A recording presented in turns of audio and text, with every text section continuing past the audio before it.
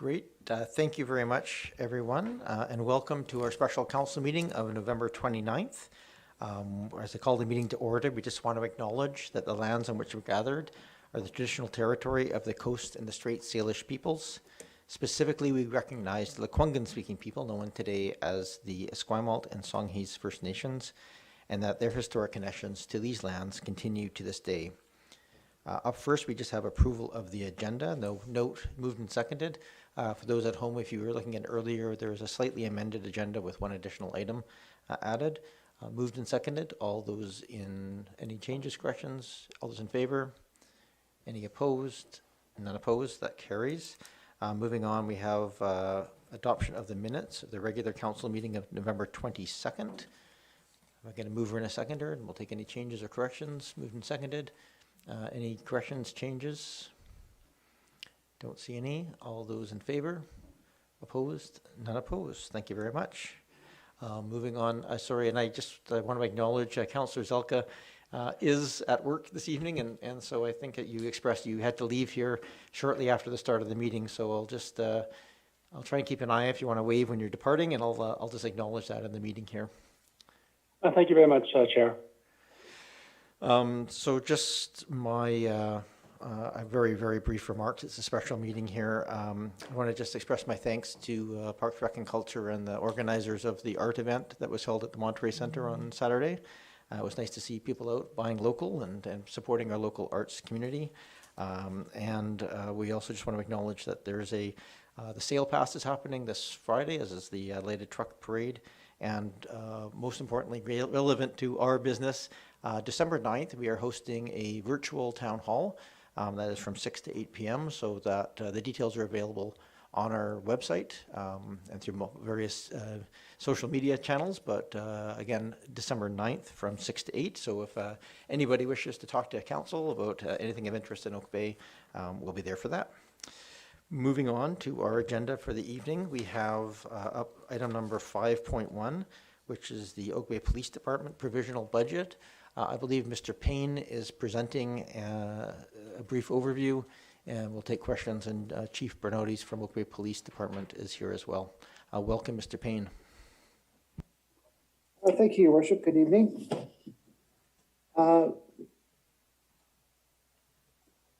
Annually, the Police Act requires that the Police Board must prepare and submit a budget by November 30th and submit it to Council for approval. The Police Board did that on October 26th. They approved their budget, and that budget request is being presented for Council consideration today. The budget is approximately a 0.1% increase, which is less than $10,000. Keep in mind that the budget that's being requested doesn't include potential collective agreement increases for 2022. The police service just settled the collective agreement up to and including December 31st, 2021. So negotiations for 2022 will be forthcoming. A provision for such an increase will be included elsewhere in the financial plan, as we have done. As council can see, the modest budget increase indicates that our forecast for collective agreement increases from previous years have been good. That's one of the reasons why there isn't a significant increase being requested.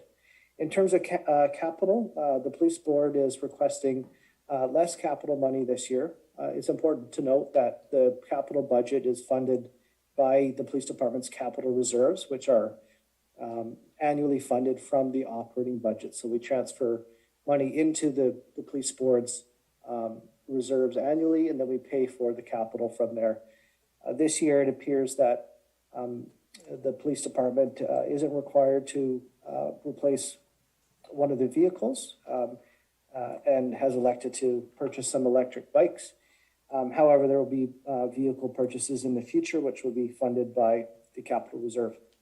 As mentioned by the Mayor, the Police Chief is available for questions, and of course I'm available for questions as well. Thank you. Thank you very much. And are there questions of council to either Mr. Payne or to Chief Bernodis? Go ahead, Councillor Patterson. Thank you, Mayor, and appreciate this budget. Nice to know that it seems quite in line with what the financial plan is, but I do notice that the financial plan and the 5-year capital budget, of course, was significantly higher, as Mr. Payne has mentioned. And so my question is just, how will the changes in the financial and 5-year plan be integrated into decisions on reserve fund balances and sustainable funding? Is that just rolled on into future budgets? Just wondering how that will be treated. I presume it's a question for Mr. Payne, but... I'll let Mr. Payne answer if he wishes, or hand it off to the chief. Yes, thank you, Your Worship. So as I mentioned, all of the police department's capital items are funded by reserve. And so annually they transfer monies to those reserves to ensure that there's tax rate stability. Last year, we did an analysis with the police board to determine if the transfers to reserve for their vehicle and equipment was sustainable, and from our forecast indicated that it was sustainable. So the annual amount that we're setting aside every year appears to be able to provide for their needs on an ongoing basis for vehicles and equipment. We're also going to have a look at other reserves shortly. The chief and I were just discussing recently looking at the sustainability of their PC reserves, so the reserves for their computer replacement, as we've seen a significant increase in the cost of PCs lately. So we'll likely recommend that an increase to the annual transfer occur in the later year, but not in this current budget. Thank you, Your Worship. Thank you. Councillor Patterson? Yes, thank you. And the next one is a question of interest. Wondering about the number and life cycle of the data terminals. How many of those do we actually have? That was definitely a question for Chief Bernades. Welcome, Chief. Thank you, and thank you for the question. So we will be replacing 5 at a cost of about $8,500 each. We're going to try to retain one that's in reasonable condition and put it into one of our unmarked vehicles so that we'll actually have an additional mobile data terminal. They're in quite rough shape. We've probably extended their life beyond what we should have in the interest of frugality. So our IT department has expressed that really we should be tackling this year, and it's near and dear to our members' hearts as well, as this is how they do their paperwork all the time, specifically when they're on the road. So it's a way to also encourage work be done on the road as opposed to in the office, and keep members on the road where the community wants to see them. But these mobile data terminals come in and out of cars. They're quite rugged, but they take they take a bit of abuse over the years. They can become wet. They're carried back and forth from police cars, put in by different police officers. They're not assigned personally, etc. So these are at the end of their lifespan. Thank you. And another then, thank you very much for that, Chief. Rather subject of interest, but I'm wondering where does the equipment actually get installed? What firm is responsible for installing the terminals? So we have a contract with Salish Police Department and use their IT department, and they oversee all our IT. So at times we go through them, or at times they send us to a specific vendor. When it meets certain thresholds, we would go through an RFP process, as would be respected or expected. But in this case, the Salish Police Department oversees this entire install of these. Thank you. Councillor Braithwaite? Thanks. I'm wondering how those fit on the bikes, Chief. Just kidding. But I do have a question about the bikes. So I see that you're going to purchase 2 electric bikes. And so my question is, do we have any electric bikes already? And also, what is the total number of bikes that we will have once we add these to the amount of bikes that we have? Thanks, Councillor Braithwaite. Chief? Thank you for the question. So we currently have 5 bikes. One is fairly old, but it's usable when we need to. For instance, when we put on a mountain bike course. The additional 2 e-bikes, really what I'm hoping for is that they start to actually replace the use of vehicles somewhat. And by that, I mean that you can get around so easily and further from our office. Whereas currently, when you decide to go on a bike and patrol, which our members do frequently, and our department is trained, you have a tendency to stick around the core, because if you're needed, you may have to go back and get a car, or where most of the calls would come in for attention. So to go way down to South Oak Bay or way up to the university, you're really taking yourself out of the mix if you're required. Obviously, it's easier to get back down from the university if you're required urgently, but to get up to a call urgently up around the North Henderson, UVic area is a bit problematic if you're on a bike. So what we're hoping for is, by having these 2 e-bikes, is that people outside of the core of Oak Bay, if I can call it that, will see us more on bike more frequently, and also that it won't be seen as an either or. In fact, when you're on a bike, patrolling on an e-bike, you can get to calls right across the other side of Oak Bay without any delay. So the advantage of being in a car will decrease, and by that, we're hoping that our actual usage goes up. And that's why we bought 2, is because we often encourage members to ride in pairs for safety reasons. Some larger departments actually mandate that. We don't. So we're quite excited about that. These will be our first e-bikes. I don't know if any other departments have e-bikes currently, but so we will have a total of 7 bikes, but I would say more conservatively, we will have 6 bikes. And I'll still be encouraging others and myself to ride the manual pedal bikes as well. We don't plan on parking those. We plan on still using those. These are just an added, as I said, sort of a hopeful replacement for vehicle usage. Thank you. That's awesome. Thank you. Thank you. And I wasn't really touched on in this budget, but I think most of council knows. If not, I'll update them that this year was purchased the first electric police vehicle.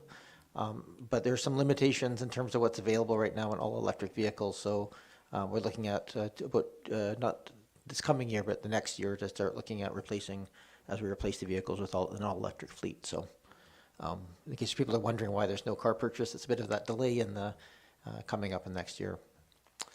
Anything else? Councillor Appleton? Oh, Councillor, sorry, I should look down at my screen. Councillor Zhelka and then Councillor Green.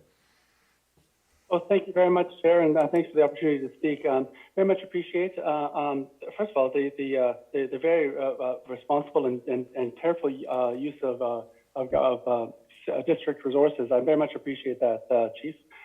I do want to, near and dear to my heart is the electric cars, and of course the presentation right after yours from the CRD is going to talk about a mode shift from internal combustion engine cars over to EV uptake as a way of reducing our greenhouse gas in the whole region. So I see you're not having any cars this year, but next year, if you come forward with a car, we will hopefully be insisting that it be an electric one. But thank you very much. Talk to you. Great. Thank you, Councillor Zhelka. Councillor Green?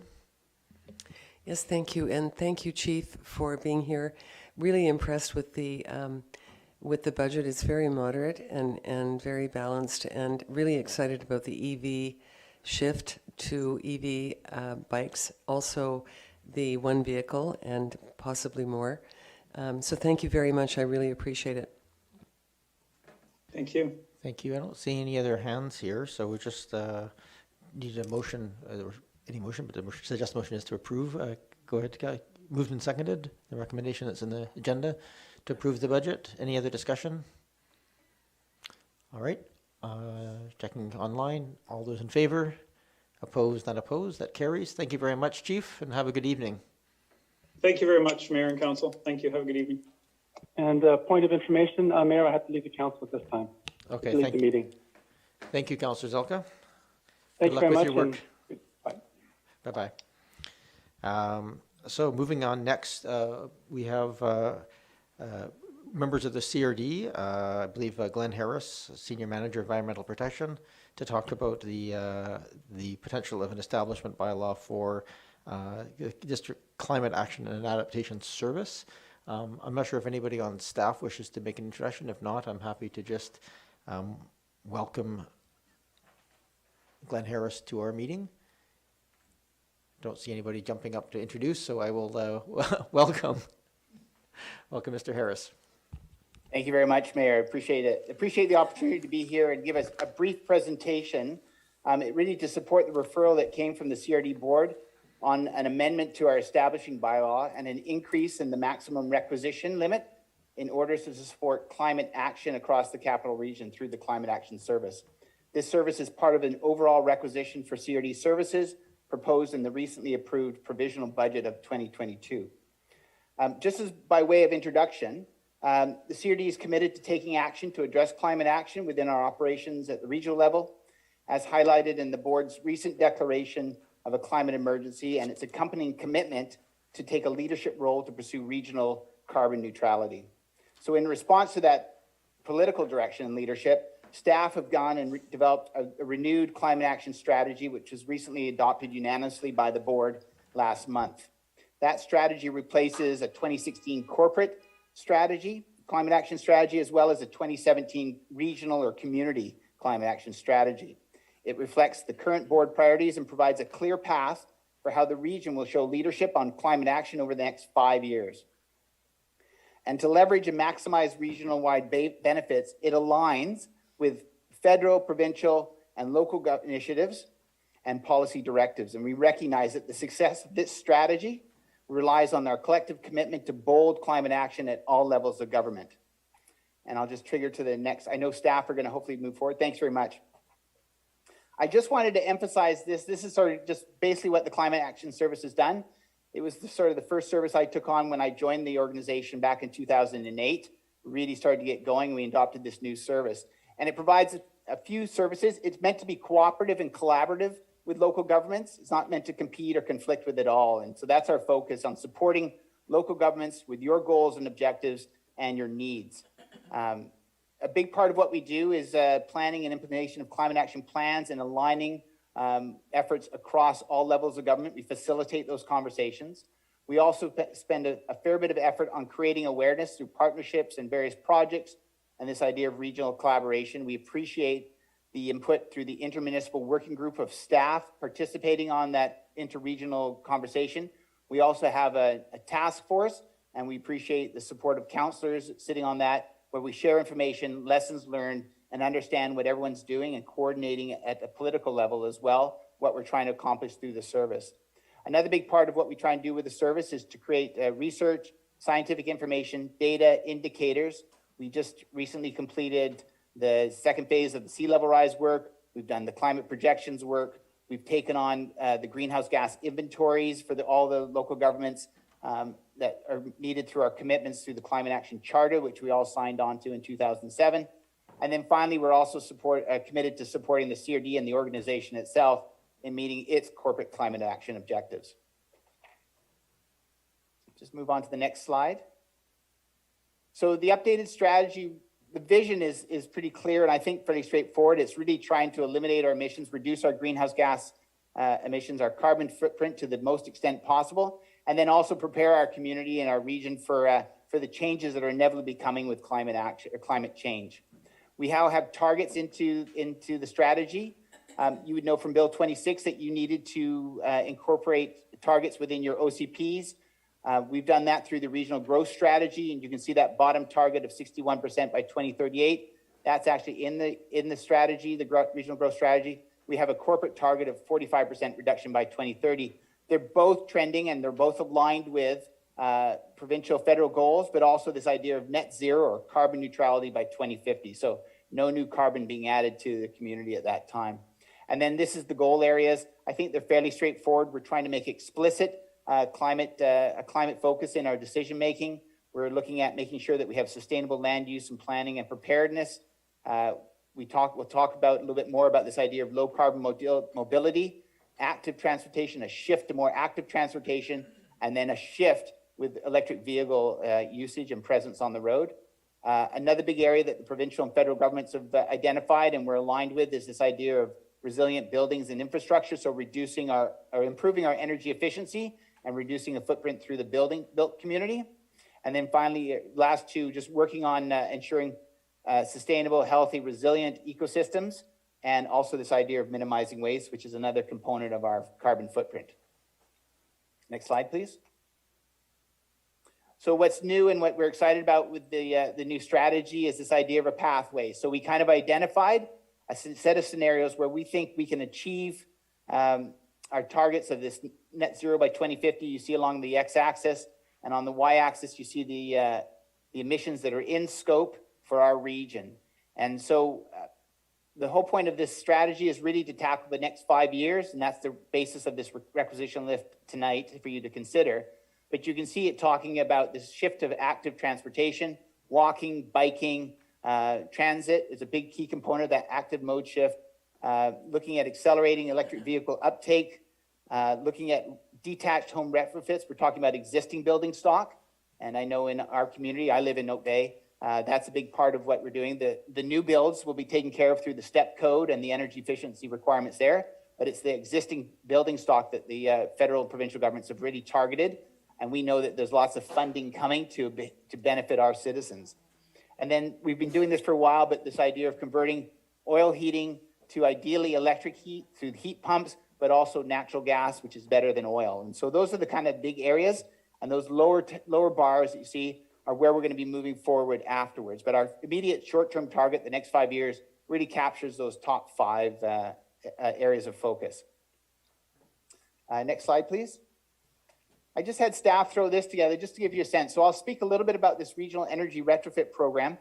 So as I said, the federal and provincial governments have really aligned this as a priority for our climate strategies across the country. We know that buildings are significant use of fossil fuels, and to decarbonize, we need to sort of put some resources into that. You can see that for Oak Bay, if you can follow the colors hopefully clearly, pretty good, a few oil heating systems. We continue to work towards the goal of eliminating these systems in the region by 2030. We continue to offer rebates and regionally coordinated programs and incentive programs to move to heat pumps. We know that gas is one of the major heating systems in the region in this municipality. There's certainly opportunities to improve the efficiency with building envelope improvements via Fortis incentives for more recently installed systems, and a change to heat pumps for those systems at time of replacement. And though lower than many communities, there are still many homes with baseboard heating, and that's one of the most expensive ways to heat a home. And so we're looking for opportunities for cost savings, substantial energy or efficiency gains, and increased resilience, again, through a heat pump retrofits and promoting that program at the time of replacement or for consideration. So the idea of the CRD retrofit program that will support Oak Bay homeowners to realize these benefits while providing the capital region a pathway to achieve our emission reduction goals.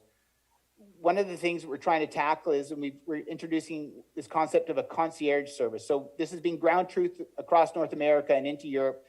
The best way that we think we can get homeowners understanding and moving through the myriad of different programs and objectives and rebates and grants is to have a service that homeowners can access to help guide them through that. So a concierge, hold their hands through this. So it's one thing to get an energy assessment on your property, and then what do you do with it? How do you interpret that? And how do you take advantage of all the opportunities that are going to be out there at the provincial and federal grant programs to take advantage of it and meet our goals? So the real thrust of our effort at the regional level will be this regional energy retrofit program, and that's kind of the basis of moving forward. We just recognize that buildings represent 40% of the carbon footprint across the country, and certainly in our region's no different, and so we're going to target that in our strategy. The next slide, please. This one just speaks to the EV one, and I know Councillor Zhelka was just mentioning it and keen to it. It's nice when we do the data. In fact, on average, across the region, just under 2% of vehicles registered in the region are electric vehicles. In Oak Bay, it's almost twice that average, about 2.7%. So as I say, I live in the community and we see lots of electric vehicles. That's encouraging. The feeling is through just natural progression, we're going to get up to about 11% by 2030 in this region. But the goal is 25%. And so how do we sort of take more active input into that to make it happen?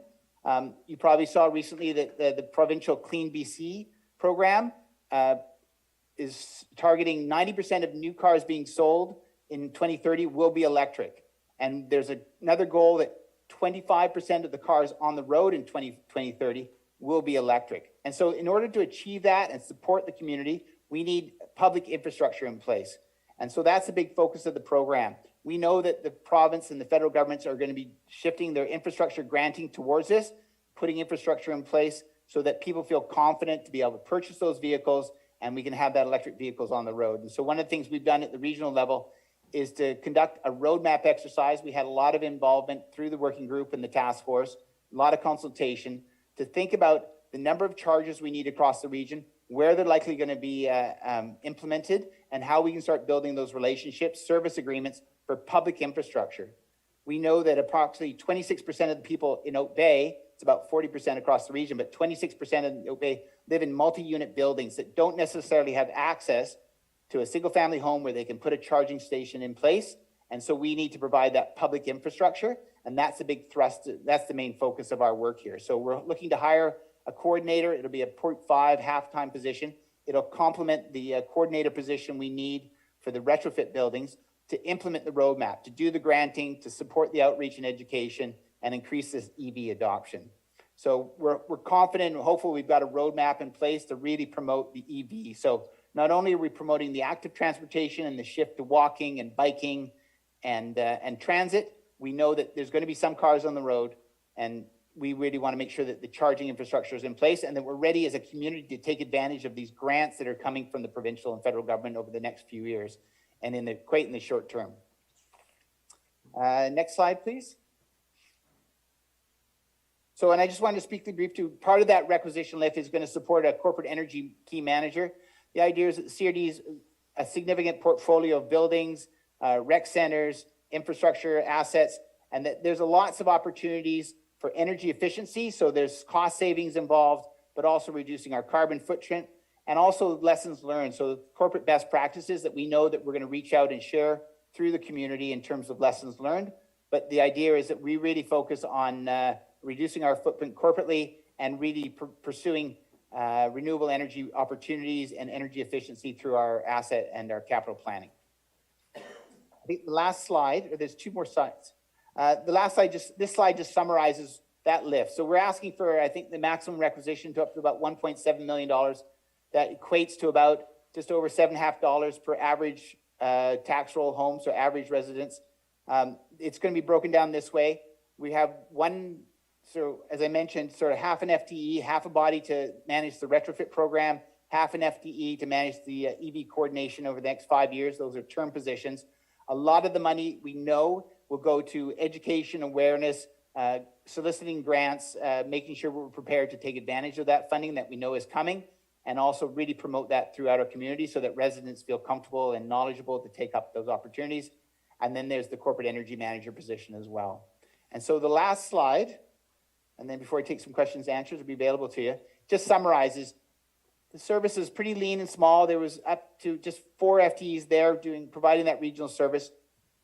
We know have a strategy that the board supports, wants to show leadership on. It requires a bylaw amendment to allow for increasing the requisition. Again, that's in context of all the services that the CRD provides. It's a shift in the priorities towards climate action and recognizing taking advantage of some changes in debt financing and municipal debt and shift in priorities.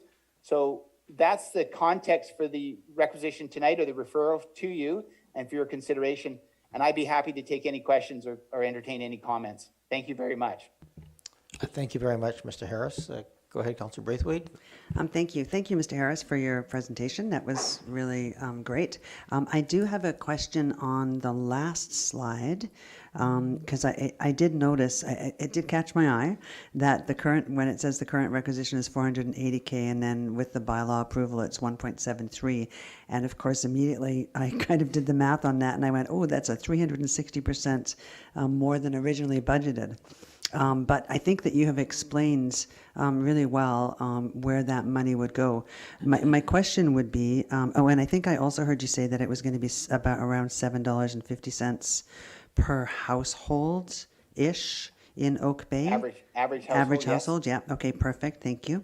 But my question is, for this money that you're asking for, is there any opportunity for grants that might come forward in the next few years that might augment this money that you're asking for? No, thank you. And through the mayor, I'll answer that. So we're constantly looking for grants. And so I've always joked that program is opportunistic, and we've tried to make sure that we're nimble and always looking for grants. So we know there's a lot of money coming from the provincial and federal level. We know that we have to provide some in-kind support to that, and we have to show a commitment. That's how the granting fund formula works. And so we've tried to be as lean as we can in terms of staffing it. The money that you see there is really for promotion of the programs, to get educating our citizens about the benefits and the need for energy retrofits, making them confident, as I said, to know that there's charging infrastructure in place, that when they drive to their local grocery store or the rec center or all sorts of opportunities along the roadways, that there'll be charging infrastructure in place to secure as the new stock of vehicles come online. So we'll be certainly chasing grants, and we think we're in a good position to take advantage of that. We have a lot of conversations with the provincial and federal agencies. There's not necessarily money to offset this. We're hoping this is kind of the basis of our commitment from our citizens in the region to then leverage all that granting money that should become available. Thank you. And I think just a point of interest, I think for this council, I think 6 out of 7 of us drive electric cars and 1 rides a bike. So there you go. Lovely. Yeah. And I just say, and I just compliment that, just what's really needed, and I mean, I'm just staff, but it's that leadership that we see from politicians in the region, demonstrating the behaviors, talking it up. We call it jawboning in the policy world. Just providing that leadership that builds confidence throughout the community. So that's fantastic to hear that metric. Thank you, Councillor Patterson. Yes, thank you, Mayor, and thank you so much for this presentation. Really interesting. And I hear a lot of discussion about grants that will be available. Is there a sense of the magnitude of what the grant stream will be here in BC? And certainly within CRD. Thank you very much. So we've targeted, so I'll speak to the retrofit and then I'll speak to the EV system. So the national goal is about 3 to 5% of existing residential stock will look towards energy efficiency upgrades. The way that program is set up right now is we're hoping to target about 1% of our region. And we know that as it accelerates and we see success of the program, that will attract more dollars and bring more people on side. The province and the feds are committed to that. It's significant. We know that. There's significant cost savings. We think there's a business case for energy upgrades and retrofits and that across the country. And so we know that the province and feds are committed to that. So we're talking hundreds of millions of dollars in grants will be coming this way through infrastructure funding. In terms of the EV infrastructure, this is just for the charging infrastructure, not speaking to all the grants and the rebates for actually buying the vehicles. We've identified about 900 units are needed across the region to satisfy that goal of 25% of the light duty vehicles on the road at 2030 being electric. And so 770 of the level 2 chargers and about 130, 140 of those fast chargers that can top up your car in 20 minutes. So there's a cost of that. We think that's going to be hopefully fully funded. They're going to roll out the first grant. We're just waiting for we've got 1 grant in and we're waiting imminently to hear from the federal government about the success of that. It seems to be well aligned. We think there should be enough funding to support that public infrastructure charging from federal and provincial dollars. Go ahead. Continue, Councillor Patterson. Thank you. That's very exciting information. Nice to know that there is going to be a lot of funding coming into it, provided that not all of the money has to be utilized to deal with disasters as it's rolled out. But just following through on that then, what's the value proposition to municipalities in the ask here? In other words, for the District of Oak Bay, can we define a bit of a value proposition to our local municipality here that will be derived from the program? Thanks, Councillor Patterson. Mr. Harris? Yeah, through you, Mayor. So the intent, one of the objectives of all our work is to make sure that we're equitable. And so there's a distribution that, so we're just supporting citizens across all the regions. So as I wear my local municipality hat, my regional hat, my provincial, federal hat, we want to make sure it's equitable across everybody. So the idea of the concierge service is that anybody in Oak Bay would be able to phone up. We're going to have probably outsourced to a third-party nonprofit that has those people trained in the program to be available to all the citizens, and that the targeting, the messaging, the outreach will all be regional in scale. Everybody will be aware of the information. In terms of the EV charging, we've already done the consultation to understand, Are we aligned with the regional growth strategy and where growth is going? Have we talked and consulted with the local governments? And we've done that through staff to make sure that they understand what their needs are and make sure that's included in the conversation and developing that roadmap that we've developed, and going forward as we develop service agreements with the public, like I said, grocery stores, other institutions, rec centers, libraries, where they might want to see that charging infrastructure put in place. So we're having that regional conversation so that Oak Bay and the citizens of Oak Bay have access to all that. Thank you. And just one last question, if I might, Mayor. Thank you very much for that answer. I think that's really useful for us to understand. And in return, what's the ask from the municipalities to make this project successful and the rollout of all of this successful? Mr. Harris? Yeah, thank you, Mayor. So I think the support we get from the local governments is through the Intermunicipal Working Group and the task force. As you say, we've got leadership from the council itself and trying to push climate decision-making and climate awareness through all your service delivery. But for us to make it successful, I think just continued participation at the working group and the task force, where we can make sure we have those conversations regionally. Everybody understands that we're all on the same page and we're working to support your needs and goals as well as across the region. So. Thank you, Mayor. I'll yield the floor to others who have questions. Thank you. We do have an ask of us as well, so at some point we need to get to a motion, and we have a big agenda, so I don't want to spend too much time. I can make the motion that council consent to the CRD adopting Bylaw 4468, Capital Regional District Climate Action and Adaptation Service, Establishment Bylaw 2008, Amendment Bylaw Number 2, 2021. Moved and seconded. Given all the seconds that happened, I don't think this is a contentious debate. Is there any other questions that people have? Go ahead, Councillor Appleton.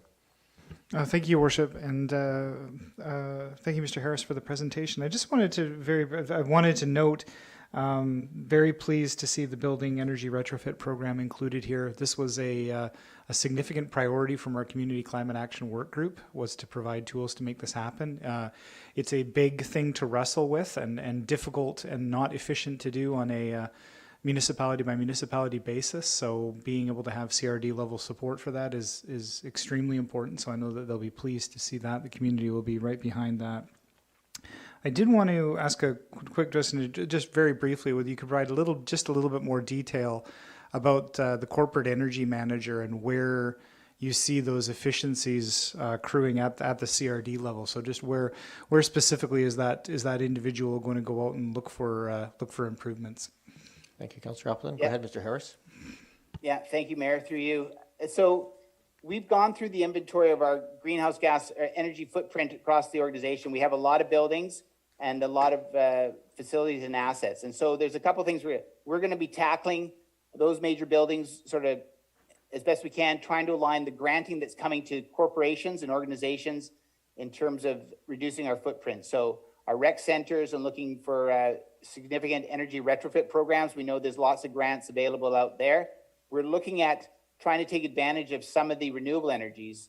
As of this weekend, we started spilling from the Souk Reservoir, so we monitor that as well. So a month earlier than ever. So there's a lot of potential energy there. We're going to be looking at those opportunities to see whether or not we can harness and capture some of these renewable energies in our corporate services, ultimately to reduce our carbon footprint, but also an energy cost savings as well. So the main focus on that is looking at our existing footprint, but then also looking for opportunities for energy as well. And so without someone targeted to that, it's really tough to ask the different major services to do that off of their side of their desk. We're getting better at having those conversations with the major services, drinking water, wastewater, and others. But we think having a targeted champion for that will help move forward our meeting our corporate goals as well, and as improving the efficiency of our service delivery. Thank you. I don't see any other hands up. Just for our clarification, Mr. Harris, the allocation of costs, I think is just more general in this service area, but of course, a lot of things that are being discussed about energy savings and rec centers are regional or sort of semi-regional services. Is the cost allocation of some of these divvied up differently, or is it all essentially one big pot into the service model? and I apologize, Mayor, if I didn't hear you correctly, just a bit of a challenge with the sound tonight online. You're right. So the Climate Action Service is a true regional service. It's all the participants, 13 municipalities and 3 electorates participate in that.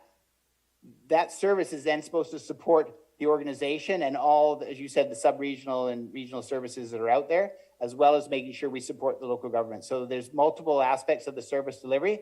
It's been a small, lean team, but I think for the most part, it's delivered a pretty good service. It's going to support all those services. So we'll triage or prioritize some of the bigger carbon footprints that the organization has, but we're working with all the services so that all the managers that are responsible for that service delivery are thinking about climate action, whether it's reducing your footprint or creating resilient communities. And so where appropriate, we'll make sure that climate action is embedded in service delivery. Great, thank you very much. I have a motion here on the floor. Any other discussion? Not seeing any. All those in favor? Opposed? Not opposed. That carries. So that you have one of the 2/3 required, Mr. Harris. Enjoy the rest of your evening. Tips it over. All right. Thank you very much, Mayor and Council. We appreciate your support. Thank you. Have a good evening. Thank you. We are moving on to item number 5.3. I welcome Mr. Weber to discuss the development variance permit for 2031 Brighton Avenue. And I understand we have Mr. Hoyt as well, able to answer questions, who's one of the applicants. Mr. Weber, just for those watching, Mr. Weber is our planning technician, is here to introduce this item. Welcome, Mr. Weber. Yes, thank you, Your Worship. The District of Oak Bay is in receipt of a development variance permit application to relax the maximum building height regulation within the zoning bylaw to prevent the construction of 3 dormers on the roof of a single-family home presently under construction at 2031 Brighton Avenue. Staff have reviewed the proposal in context with the overall building and site design, as well as the surrounding area, and consider the proposed variance to be supportable and ready for public notice to be given following Council's consideration tonight. As Council may recall, there is a siting and design covenant registered on the title of the subject property in favor of the district for when it was subdivided back in 2012. And at the regular council meeting of July 26, 2021, an application was approved by council for the construction of a new single-family home, detached garage, and in-ground swimming pool on the subject property as recommended by the advisory design panel. The home is presently under construction, and the applicant is now proposing to alter the council-approved design by increasing the size of 3 decorative dormers located on the north face of the roof. A development variance permit is required for the proposed alterations, as the dormers, which previously met the maximum allowable building height, are now proposed to exceed the maximum permitted building height by 41 centimeters. And I should note that the initial plans that were reviewed and approved by ADP for the construction of the new home earlier this year had the overheight dormers that are included in the subject application, and it was subsequent to this meeting and prior to council approval of the application that the dormers were reduced in size to be bylaw compliant. Staff are of the opinion that the current larger dormer design complements the style of the home while posing minimal impacts to neighboring properties. Therefore, staff considered the proposal to be supportable and ready for public notice to be given following council's consideration at tonight's meeting. Should council wish to move forward with authorizing the development variance permit, notification to adjacent property owners will be undertaken in accordance with the land use procedures bylaw, and the application will return to council for consideration of approval at a later date. And as the mayor noted, along with myself, the applicant and designer Brian Hoyt is in attendance tonight to speak to the application should council have any questions. Thank you. Thank you, Mr. Weber. Just, I think it's worth clarifying. These dormers are decorative. Is that correct? They're not living space windows. Yes, thank you. Yeah, so they're not on their own floor. They're basically they're, I guess, going into the attic of the residence, so they don't really create any additional interior floor area. Okay, thank you for that clarification. Are there questions of staff or the applicant? Go ahead, Councillor Braithwaite. I'm sorry, just to clarify, because that was one of my questions. So that space in the attic then will never be considered living space? Like in the future, they would never, or does the covenant or whatever it is that we have on this stop them from ever changing that in the future? Thanks, Councillor Braithwaite. Mr. Weber? Yes, thank you. And through the mayor. So yeah, basically that the homeowners wouldn't be allowed to create a 3rd story on in that attic space under our current zoning bylaw. And there's quite a high chance, I'd also say, that creating another story up there wouldn't meet the BC building code as well, just with the low ceiling heights and the requirements for habitable space. And I should also note that the siting design covenant is particular to the, I guess, the exterior of the building and the creation of, potentially new floor area on the outside of the building. So interior renovations wouldn't require council approval. Thank you for that. Unless, of course, it changed zoning requirements. I think that just for clarification, they couldn't just use the inside of the space differently in the attic without without those changes, just to be clear. Mr. Weber? Correct. Yeah. Sorry, Councillor Braithwaite? Are there any other questions for the applicant or staff?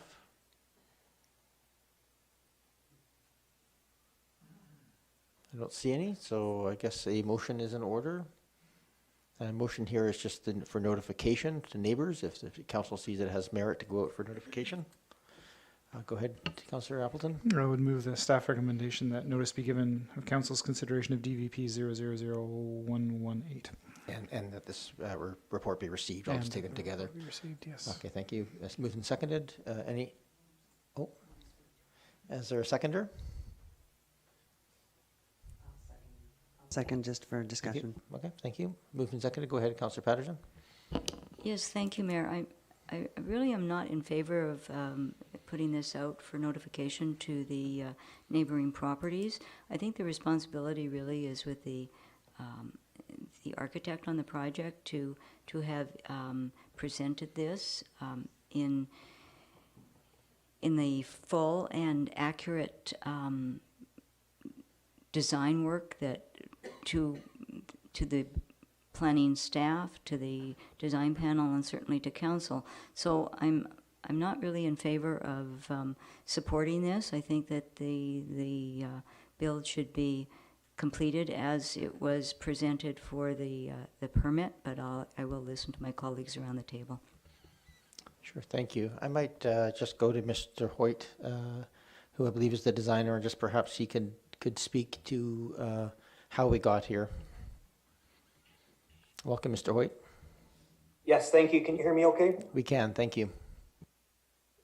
So as Kevin mentioned, there was a siting and design covenant on this property, and we submitted the design for the house to planning, and it went through the normal sort of planning review, and staff did their review, their zoning review, and it was sort of a very late, and sorry, just to back up, the dormers were presented as the overheight, so to speak. At the time, we didn't realize that the interpretation on these dormers was overheight. So our understanding all along was that the dormer height was conforming, and there was no intent to exceed what was permitted. And then basically right before the meeting that we had with the advisory design panel, planning sort of flagged the dormers as being an issue, and they were over height.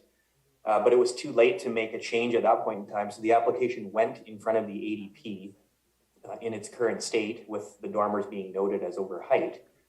And the discussion was at the ADP that many favored the design of the dormers as they were now. They thought it complemented the design well. And essentially, there was no comment or no concern from the advisory design panel at the time that the dormers were too big. So the project was approved by the ADP and was sent to council and was subsequently approved. This process took, I believe, 6 or 8 months to get through, and there was a lot of urgency from the client standpoint to get the project in motion. So we revised the dormers so that they were compliant, so that the project could go through to building permit, and that was what was done. So the dormers were reduced, the project then met the zoning, and that let the project get underway. And then now we have circled back to present the dormers as they were originally. So we're not trying to sneak this in late. It's really something that was how we always intended to do it. It just got flagged as being a technicality of being, a foot and a bit over height. So as I said, the change was made to get the permit approved, and now we've circled back to essentially seek your approval to stick with the original design that was presented to the advisory design panel. Thank you, Mr. Hoyt. Do you have any follow-ups, Councillor Patterson? No. Any other questions or discussion on the motion that's in front of us? Don't see any. Okay, I'm happy to call the question. I'll say briefly before I call it that I am in support of the motion going out to notification. Looking at the design of this, they do look more proportional. That little bit of height and width of the framing of those windows looks more in keeping to my eye. That's a better design, and I think it's minor enough, especially for non-living space, just decorative functions to support it. So. On principle, and look forward to hearing from neighbors on this to see if there's any concerns. Any other discussion before I call the question? The motion right now is to send it out for notification. All those in favor? And those opposed? I have Councillor Green and Councillor Patterson opposed. So that carries forward. Mr. Hoyt, that will go out for notification to neighbors. That information will come back to council. We have 5 members of council here tonight. We expect to have probably all 7 at the next meeting as we consider the application as it comes back. So we look forward to seeing you in a few weeks. Thanks very much. Thank you. Moving on to item number 5.4, where we have the Committee of the Whole recommendations from the November 15th meeting. So this is a public engagement framework and toolkit. At that, council received and reviewed a framework, and so we just have direction. We're going to a series of items here that are direction from council sitting as committee of the whole to deal with. This one is a little less clear than some of the other ones in that it's essentially referred a portion of this back for further discussion. I'm not sure who I should prefer. Ms. Varela, is that? I'm passing it over to you. I am. So for those watching, I'm handing it to Ms. Varela, who is our Chief Administrative Officer. Welcome. Thank you, Your Worship. So based on discussion out of that meeting, staff are currently operationalizing a policy to be brought back to council for your consideration. That would be a companion document to the framework and toolkit. And we've been provided a sample kindly by Councillor Patterson. And so we're working on that. The recommendation currently directs it to the strategic priority meeting, but council could just direct us to develop that policy, and we're already working on that and planning to bring it back for council's consideration. Thank you, Ms. Varela. Just for my clarification, is there anything that needs to be done with the framework itself? Do we need to approve that more formally than was done at the Committee of the Whole?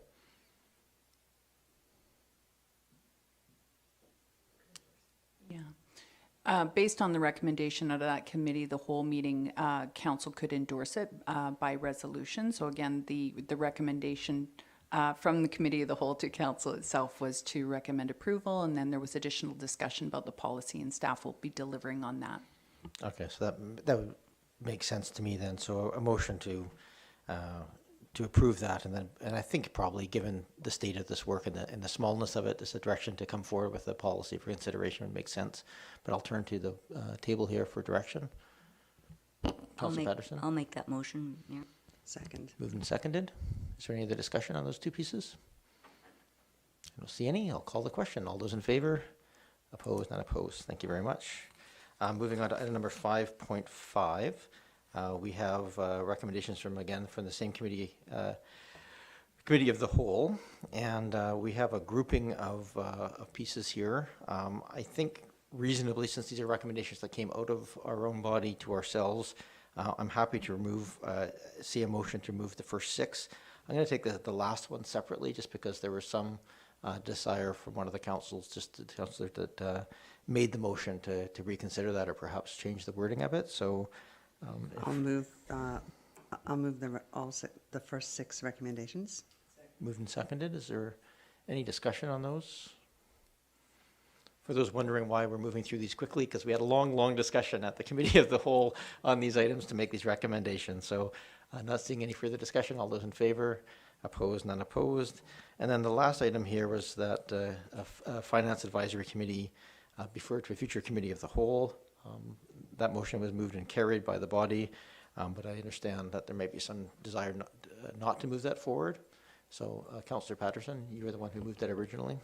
Yes, I did. Thank you, Mayor. I, on second consideration, am not going to support that motion going forward. I don't think that it would be productive to go forward with that at this point in time, not with year end and financial plan coming out. So I will not be supporting that motion myself. Thank you. Thank you. Is there other discussion on that item?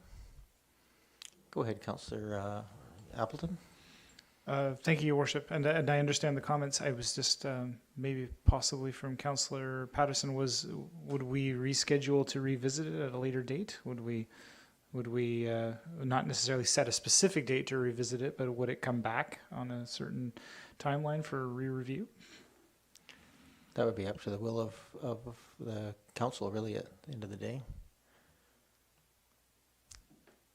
Don't see a lot of hands up. I'm going to just say a couple of things on this. I think the intent of this, of trying to look at a way of creating a structure that allows for a bit more visibility or more accountability or more advice in terms of reporting, these are all things that a financial committee could undertake.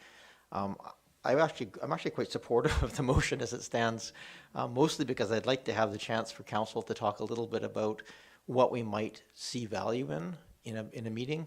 And out of that, we can make a direction whether or not we want to move forward with such a body, or else perhaps just have it if the goals of those aspects can be met through staff or reporting measures, then maybe we just do it through that way. But I've long believed that there is a role for financial committees, and I think what I don't have clarity on right now is what this body would see value in that in terms of its value to the community and to council. So. I am tempted to support the motion. I appreciate the mover not seeing the value so much right now, but I think it's worthy of a discussion because I think it's been of interest to the community and to members for a long time. And I think, having that, even if a fairly short conversation to get a sense of what people would see value in, then that would at least move it along in the path to make a decision whether we want or don't want that in the future. So go ahead, Councillor Green, and then Braithwaite. Thank you, Mayor. I respect the mover and the fact that Councillor Patterson is not supporting the motion, but I have long believed that it was a great concept. It was, and I believe a finance committee would be very helpful.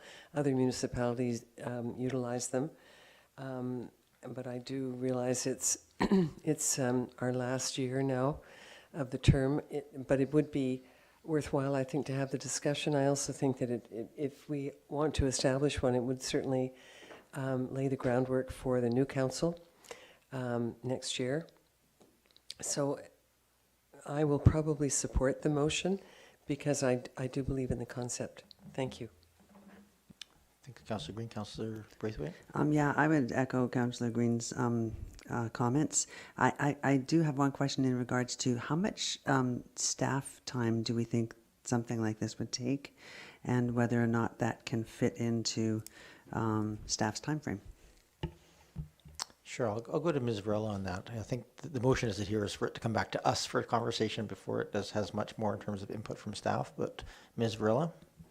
Thank you, Your Worship. So the director's staff report did give a range of scope, and I think what staff would need clarity on is what role in such an advisory body would council be looking for, and so we'd have to get a clear direction to develop a terms of reference. So again, the possibilities are wide and varied. What staff are hearing is you'd like to tease those details apart a bit, and I also defer to the director who's also on the line, Your Worship.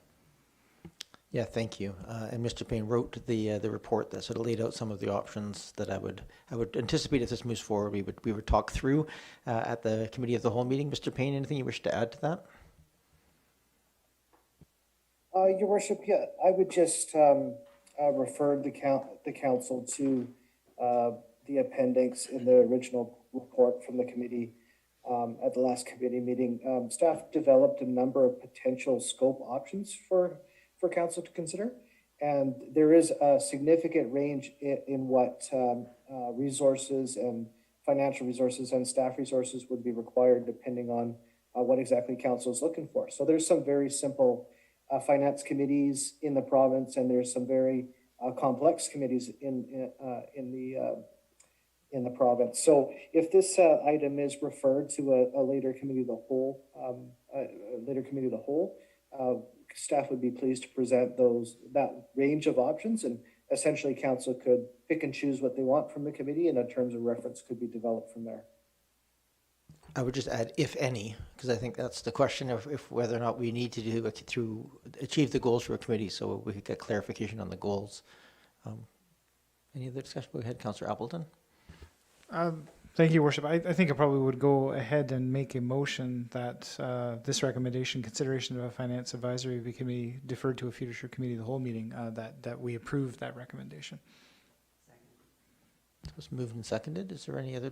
Go ahead, Councillor Appleton. Just further to that, and with full respect to Councillor Patterson and her comments on this matter, I guess I'm just reflecting on my own personal decision making on this point, where when the issue of the finance committee was raised, especially with the work that staff have done to increase financial reporting tools, transparency, the availability of all that information to the public, I found myself in a position to say, with full support of full transparency and accessibility to the financial planning process, I really saw that a lot of that information was very available to the public. So I was initially not convinced of the direct benefits of a finance advisory committee or a finance committee, but hearing the discussion around the table at the committee of the whole meeting, I personally, for my own self, really received a bunch of new information that I thought was quite compelling about some of the roles that it could play and some of the functions that it could have. So I very much would like to have that conversation to discuss what functions might be included or not included. And provided that it isn't, as Councillor Braithwaite identified, that it isn't a stretch on staff time to explore the options at this time. Thank you. Thank you, Councillor Appleton. Councillor Patterson. Thank you, Mayor, and I do appreciate the discussion around the table. This has been something, of course, that I have talked about for some period of time, but I think that certainly having worked with many financial committees over the year and had, financial departments of my own, when I say it's not productive at this time of the year, I am appreciative of the fact that with the year end coming up and the financial plan coming up, and the work ahead of them. Although I consider that a financial committee is vitally important to the well-being of the community, I think it would be a good thing. By the time you could do productive work to get this up and running, I believe we would be past the financial plan for 2022, which really then leaves us at the end of this council's budgeting mandate. So, while I think it's very important, I think it's a wrong window of opportunity. And looking at productivity, another committee that I wanted was Parks Committee, and I think that would be something that could be worked on with some productivity instead of the financial committee that might still have results during this council's term. So that's my conclusion on it, Mayor. Thank you. Thank you, Councillor Patterson. Any other discussion? So the motion is to refer this to a future committee of the whole. All those in favor? Any opposed? Councillor Patterson opposed. That carries. Thank you for that discussion. And I would just ask that council, as we prepare for that meeting and it comes up, just to think, what are the outcomes? And we can let staff work on mechanisms by which we might be able to bring back those positive outcomes to the community and to council. Moving on to 5.6, we have welcome back Mr. Weber and Ms. McDougall on the housing agreement. This is related to 713 St. Patrick Street. This is open for public input. If anybody watching wishes to address council, you can do so. We're considering first, second, and third reading tonight. This is a housing agreement. This is separate from the application process itself. This is just a procedural pieces that we have to pass This item is at the same time as the variance, so if the variance is not approved, the building permit is not approved, this dies with it, but it's here for our consideration to spend a bit of time to look at the specifics of the housing agreement. I'm not sure if I should introduce Mr. Weber or Ms. McDougall on this item, but I'm sure you know who should be speaking to it, so I'll invite staff to speak. Yes, thank you, Worship. I will be speaking to this particular housing agreement. Welcome, Mr. Weber. Thank you. As initially presented at the regular council meeting of October 25th, 2021, the District of Oak Bay is in receipt of a development permit application and development variance permit application for the construction of a new 3-story mixed-use commercial and multifamily residential building located at 713 St. Patrick Street. The proposed development includes 6 residential dwelling units to which the owner has offered to provide with rental tenure. Primarily to ensure that these units are maintained with rental tenure for perpetuity, staff recommended that as a condition of the approval of the development permit and prior to issuance of the building permit, the owner of the property and the district enter into a housing agreement. As such, staff have prepared housing agreement bylaw number 4799 and attached it to this meeting agenda for council's consideration. The subject housing agreement bylaw, which is based on other housing agreement bylaws used recently in Oak Bay, such as with the Clive and Bowker collection developments, would give the district the ability to ensure that the proposed dwelling units would remain as residential rental housing, that no age restrictions be placed on the occupants of the dwelling units, and that the dwelling units would be used for residential purposes only and not as for travel accommodation for perpetuity, and thereby increasing housing options and access to housing in Oak Bay, as well as addressing housing needs identified in Oak Bay's 2020 Housing Needs Report. Staff are recommending that council give first, second, and third readings to the housing agreement bylaw number 4799 at tonight's council meeting to allow final consideration of the bylaw to come forward at the same time as the final consideration of the development permit and development variance permit applications for the construction of the subject development at a subsequent council meeting. And I'm available to answer any questions to this bylaw should council have any. Thank you. Thank you very much. And we have Mr. Hardcastle as well, representing the owners on this application. Are there questions of council to staff or Mr. Hardcastle? Go ahead, Councillor Braithwaite. Thanks, Mayor, and thanks so much for explaining that this is a housing agreement, and by agreeing to this housing agreement, we're not agreeing to the proposal, because I think that's really key. What we're agreeing to is if the application passes, then everything that's in this proposal is then followed. And so that's why I think it's really important to get this proposal correct. And I think that my first question would be, I know that in the proposal or in the agreement, it talks about rental, that this would remain rental in perpetuity. And my question is, does in perpetuity mean from one owner to the next? Mr. Weber? Yes, thank you. And through the mayor, yes, it would be on perpetuity from one owner to the next. What would happen is the housing agreement bylaw would be registered on the title of the property. And so regardless of who owns it, it would carry on with the property's title. Thank you. Go ahead, Councillor Braithwaite. My next question is, I know that in the original proposal they talked about bus passes and e-bikes and things like that. Does that have to get written into this agreement, or is that something different? Thank you. Mr. Weber? Yes, thank you. And through the mayor, with the original development permit and development variance permit application that presented on October 25th, there were a number of recommended conditions on the approval of the development permit. One of the conditions was to enter into this housing agreement, but one of the other conditions, as you recommended, was for the transit pass. So the district is going to pursue an alternative option, basically to make sure that transit pass is offered in perpetuity, and that is through a Section 219 covenant that will again be registered on the title of the property.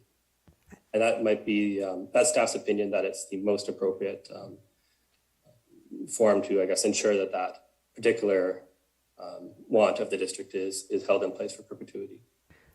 I'm sorry, but so did you just say for the transit pass and not the e-bikes? Mr. Weber?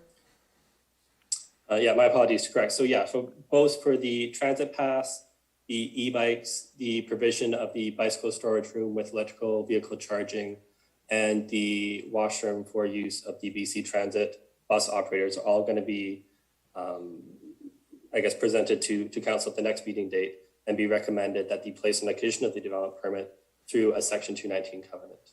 So separate from this housing agreement.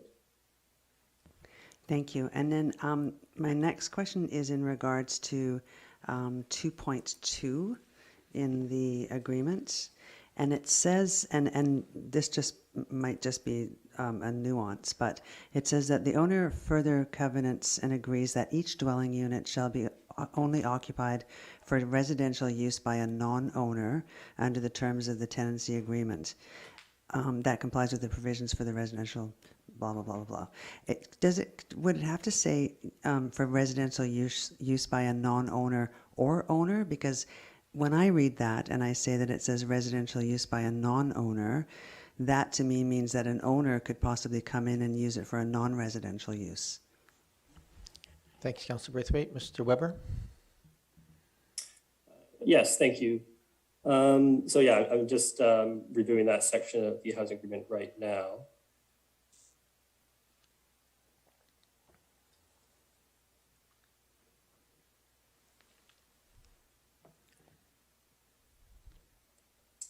Right. Would you mind just restating your question? Sure, no worries. It just says that the dwelling unit shall be only occupied for residential use by a non-owner. And my question is, should it not say non-owner or owner? Because by excluding owner, would an owner then be able to use that space for a non-residential use? I guess the question here is the Residential Tenancy Act is there, I think, to prevent short-term rentals under that act, under that wording. So is it that sufficient? Should the owner wish to rent that out for short-term? Does that cover the same clause? Right, and yeah, thank you for clarifying, Your Worship. I believe it is, yeah, a bit of a technicality in the wording. I know we did have our lawyer review this particular document and edit it, so I would assume that it would be, I guess, it would meet the district's intents and purposes. Thank you. Go ahead, Councillor Braithwaite. Okay, because then under point 4, travel accommodation, which is exactly where I was going, Mayor, thank you. It does say including travel accommodation, like not allowing travel accommodation use, but is travel accommodation considered the same as short term? Mr. Weber? Yes, thank you, and through the mayor. Yes, that's essentially what the district is trying to target here and to prevent, is that these short-term rental uses such as Airbnb and other services like VRBO that are kind of orientated more towards the traveling public and less towards for long-term renters, such as, which is typically considered 30 days or more. Thank you. Councillor Braithwaite? Yeah, and I'm not sure about this last one. You may have already answered this one, but I'm looking at point 5.3, and it talks about the owner hereby irrevocably authorizes the district to make such inquiries as it considers necessary in order to confirm that the owner is complying with the agreement. So does that mean that we can ask the owner, for example, that every unit is still being rented and not sold, and that we can also ask about the condition of the use of the passes, or if the bus passes are in place, and if the electric bikes are in place? Thank you, Councillor Braithwaite. This last part, I'll let Mr. Weber answer. Go ahead, Mr. Weber. Yes, thank you, Worship, and through the mayor. So yeah, just to clarify, this particular housing agreement is only for the housing agreement itself, and as I mentioned earlier, that the other items such as the electric bikes that the district is seeking will be sought alternatively through a Section 219 covenant. So my interpretation of this particular section is that it would allow the district to basically follow up with the owner and verify that the specific terms of this housing agreement, which include the no age restrictions, that the units can't be used for travel accommodations and that they can only be used as rental housing, are still being, I guess, maintained as agreed to by both parties. And I can certainly follow up with our lawyer and provide a potentially more technical response to this in the future, if you like. Yeah, I think, if I may, Mayor, I think under 8.22, it talks a little bit to that. It says the owner, if more than one, are jointly and severely obligated to perform and observe each and every of the covenants, warranties, and agreements herein contained by the owner to be observed and performed. So I'm assuming that's where our we would be able to enforce. It doesn't say what would happen if it wasn't met, but I'm assuming that we would be able to enforce under that point 8.22. Was that a question, Councillor Braithwaite, or do you want that confirmed? Sure, I'll confirm. Yes, please, a question. Sure, thank you. So on 8.22, Mr. Weber? Yes, thank you. And through the mayor. So yes, they would be legally obligated to conform to the terms in this housing agreement. And I guess to proceed with enforcement, we would do so through the provisions in the Community Charter Act of BC. Thank you. Going to Mr. Councillor Green and then Councillor Patterson. Yes, yes, thank you. And through you, Mayor, to Mr. Weber. And thank you very much, Mr. Weber, for the report and the answers to the questions that have been asked previously. There were a couple of issues in the last council meeting that pertaining to the property, and one was about accessibility for people with mobility challenges, and another was the management of stormwater on site. The stormwater issue obviously has become huge in the last week or so, and of course that area is low, certainly below the water table. I'm just wondered if you have had any further discussions with either the owner and or the architect around any provisions or additional considerations that have been made on those two issues. Thank you. Thank you. And I don't want to put you too much on the spot on this one because we're getting into the meat of the application as opposed to the housing agreement, which is in front of us tonight. But Mr. Weber, if you're ready to answer that question, I'll allow it. But if you're not ready, we can deal with that when the application comes before council.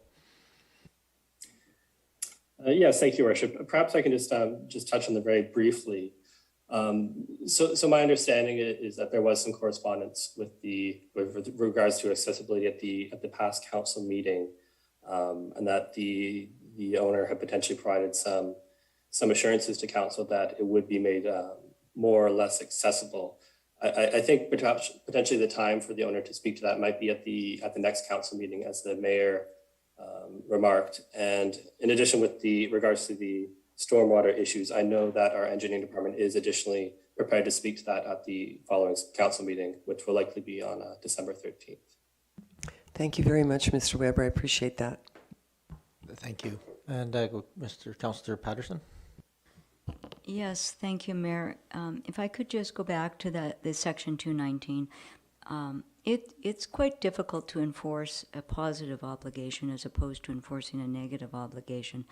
And my interpretation of a Section 219 is a covenant like that. It really, the benefits are with the land. And so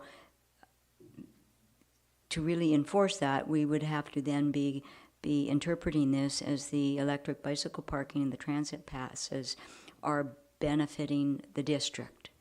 And then in addition to that, it seems unlikely that the district would have a reasonable way to monitor or enforce the conditions because it would be an extra administrative burden. So while I think this could be a good marketing tool for the building, I don't see the value of it, of Section 219 really being practical for applying this. But if staff have comments, certainly I would appreciate hearing them. Thank you, Councillor Patterson. Mr. Weber, is this the case of the best of the available options, or is it do you think it's a workable option? Do you have any opinion on this? Yes, thank you, Worship. So in staff's opinion, this is the best option and is also the most common option, I would say, to pursuing these kinds of matters. And we have used it in the past, such as with the biocrew collection to secure things such as I believe electrical vehicle charging and parking spaces. In terms of viable alternatives that might be better, none come to mind at present, but staff can certainly look into that and prepare a response to council if you wish. Thank you. Thank you, Mr. Weber. Are there any other questions of staff on this? I don't see any. Go ahead, Councillor Appleton. I was going to go ahead and make the motion, Your Worship, that council give first, second, and third readings to housing agreement bylaw number 4799. I'll take first and second reading, and then we'll have a debate, and I'll invite the public at that point to speak as well. So moved and seconded. All those in, actually, we're live on the floor on first and second reading. Anything you wish to add, Councillor Appleton? No, just very briefly, Your Worship, I'm very pleased to see the housing agreement be proposed for this building. As we've discussed around the council table, we have an extraordinary shortage of rental units. And then this is prepared in such a way that responds to the community's concerns about short-term rentals as well. So I believe it achieves the goal that it was intended to do. Thank you. Thank you, Councillor Appleton. Councillor Braithwaite? Yeah, I think that, again, it's important to note that this, by agreeing to this housing agreement, that we're not agreeing to the proposal, but I think it's important that this housing agreement is in place, again, so that we can ensure that the things that we need to have happen with this proposal, if it goes forward, are in place as far as the rental age, residential, not Airbnb, etc. So I will vote in favor of the housing agreement. Thank you, Councillor Green. Thank you. I too will support the motion going forward. I also think this is a good template for further rental buildings coming forward to this council and others beyond. And I think housing agreements are an effective tool. Thank you. Thank you. I'm just going to give the opportunity here. I don't see any hands raised inside of the Zoom application. Are there any callers at this point that have called in and wish to speak to the item? No, the answer is no. So thank you for that. I have one question for Mr. Hardcastle, and that is just a question on, it's sort of, I guess, tangential to the residency piece of this, and it's related to the commercial activity on the space. There is certainly had raised to me, and with a good point, there's some of the zoning in that corner actually has restrictions on it to limit the uses to specific retail uses, deli use, hairdressers, etc. And certainly part of the vibrancy of these corner commercial is it relies on it being retail space as opposed to just general office space. And I'm curious, has the ownership had any contemplation or been expressed any willingness to enter into a sort of similar approach on this? Normally that's done through zoning, but any sort of agreement, or is that the intention of the owners? Do you know? Certainly, speaking on behalf of the owners. So could you just speak up slightly? It's just a little quiet in our office, in our chambers here. Can you hear me now? No, that's actually worse than it was. We'll try adjusting it a bit on our side, but if you can just speak up, we'll do our best to hear you here. We can hear you. I'm just worried that the people at home might have a hard time hearing we have a bit of, this is the last day of our old system, which is a bit of a kludge of speakers going into microphones, going into speakers, going into the external system. So bear with us here as we deal with that. Go ahead, Mr. Hardcastle. Gladly. Yes, there is a restrictive covenant currently registered on title, which restricts the activity. Council and planning themselves may wish to participate in refining that covenant in order for all of us to secure the very best outcome for this property. This development permit with variances is going forward with the covenant currently in place. It would be a pleasure that through a future process that we take the best of everybody's contribution to make sure that this is a zoning with a covenant on the property that protects that dynamic corner, as has been mentioned before, to make sure the corner is vibrant. That's the very purpose of this building. We want it to be an attractive focus for the community. It was designed for them. It was designed in consultation with them. I think the building has a potential potential to reinvigorate this corner and to join the other businesses that are there now. And we're just happy to consider changes to the covenant. It just has to be an independent conversation, perhaps, than the development permit and the development variance permit that's before us at the moment. Okay, thank you, Mr. Hardcastle. So, Mr. Weber, are you familiar with the existing covenant on that site? Is there an existing covenant? Yes, thank you, Worship. Yes, there is an existing covenant on the title of the property that restricts the uses. To go into a bit of history on that, my understanding is the property was subject to a rezoning a number of years ago to basically allow a deli to operate on the property. And as a condition of the rezoning, there's a covenant registered on the title to restrict the uses basically to that of the original zone, and then just have this deli use as an additional use on top of that. So that basically it would be still providing quite similar service to uses to the original zone, which primarily would serve the, immediate surrounding neighborhood and not other uses such as office uses you mentioned. Okay, thank you. It'd probably be helpful to have that information as we go into the consideration of the application.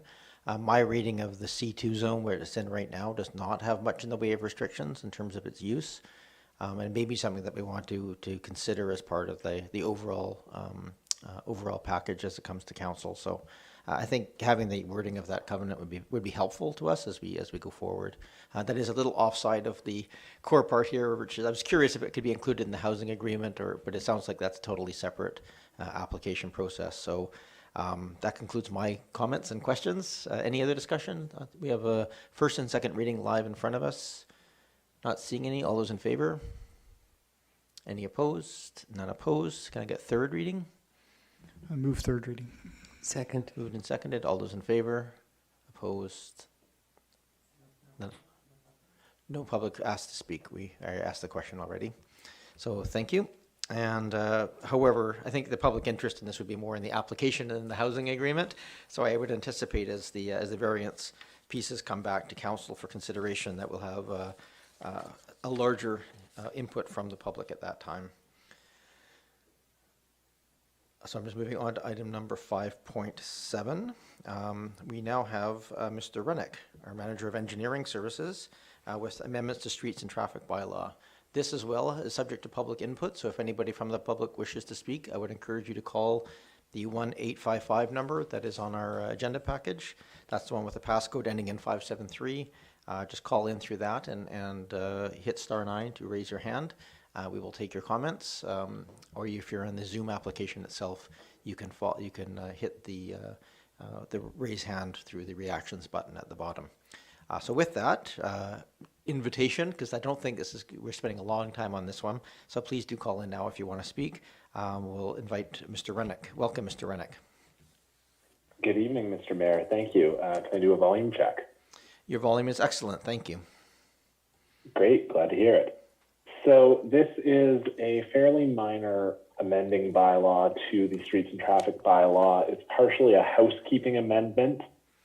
Margate Avenue has an existing 30-kilometer-per-hour sign, but it's not listed in the bylaw as a 30-kilometer-per-hour zone.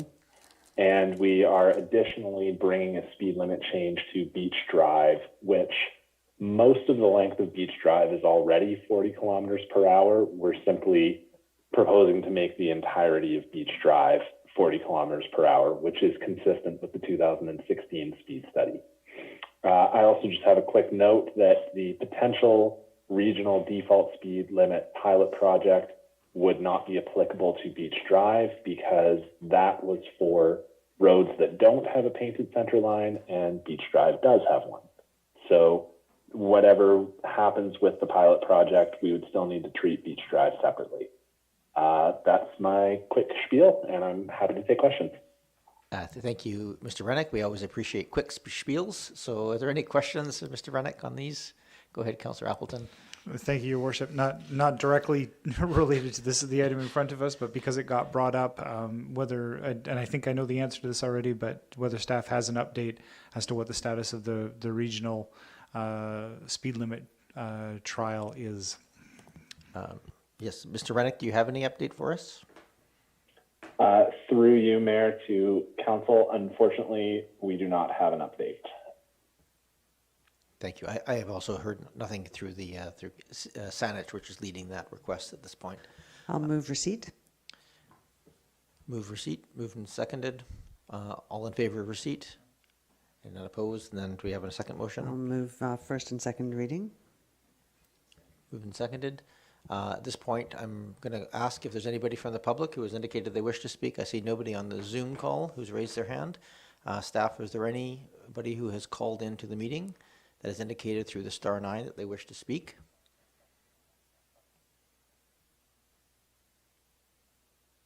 No? Okay, thank you. So back to this table then. We have first and second reading moved. And I'll move third reading. Oh, no, we haven't called the question yet on Sorry. second reading. First and second.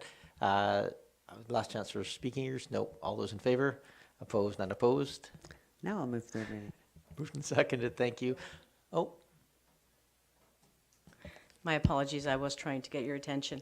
Bylaw 4800 has a clause introducing it, a descriptive clause that speaks only to reducing the speed limit on Margate to 30 kilometers an hour. So what we would ask is that you would give it third reading as amended to change the descriptive clause at the beginning to say a bylaw to amend Streets and Traffic Bylaw number 4100 to change the speed limits on Margate Avenue and Beach Drive. I'm sure we'd all be amenable to that. Yes. So is it third reading as amended? Third reading as amended. Moved and seconded. Any further discussion? All those in favor? Opposed? None opposed. Thank you very much. And thank you for speaking up since I didn't see your hand raised in here. I'm wearing my readers right now, Ms. Williams, so I can only see a couple of feet in front of me clearly. Moving on to item number 5.8, this is amendments to the driveway access bylaw. This too is available for public input. If anybody wishes to speak to council on this item, please do call the 1855 number and hit *9 to raise your hand at this time. Or if you're in the Zoom meeting, just use the raise hand function within the application. Mr. Rennick, welcome back. Thank you, Mr. Mayor. This one is coming back after council debated it on March 22nd. The change that we're seeking to make is that there is a maximum width for pedestrian footpath across the boulevard of 1.1 meters, and there's no opportunity for someone to get an exemption if they needed a wider than standard pathway because of mobility challenges or a wheelchair or something of that nature. And so the proposed amendments would allow the Director of Engineering and Public Works to grant exemptions on a case-by-case basis.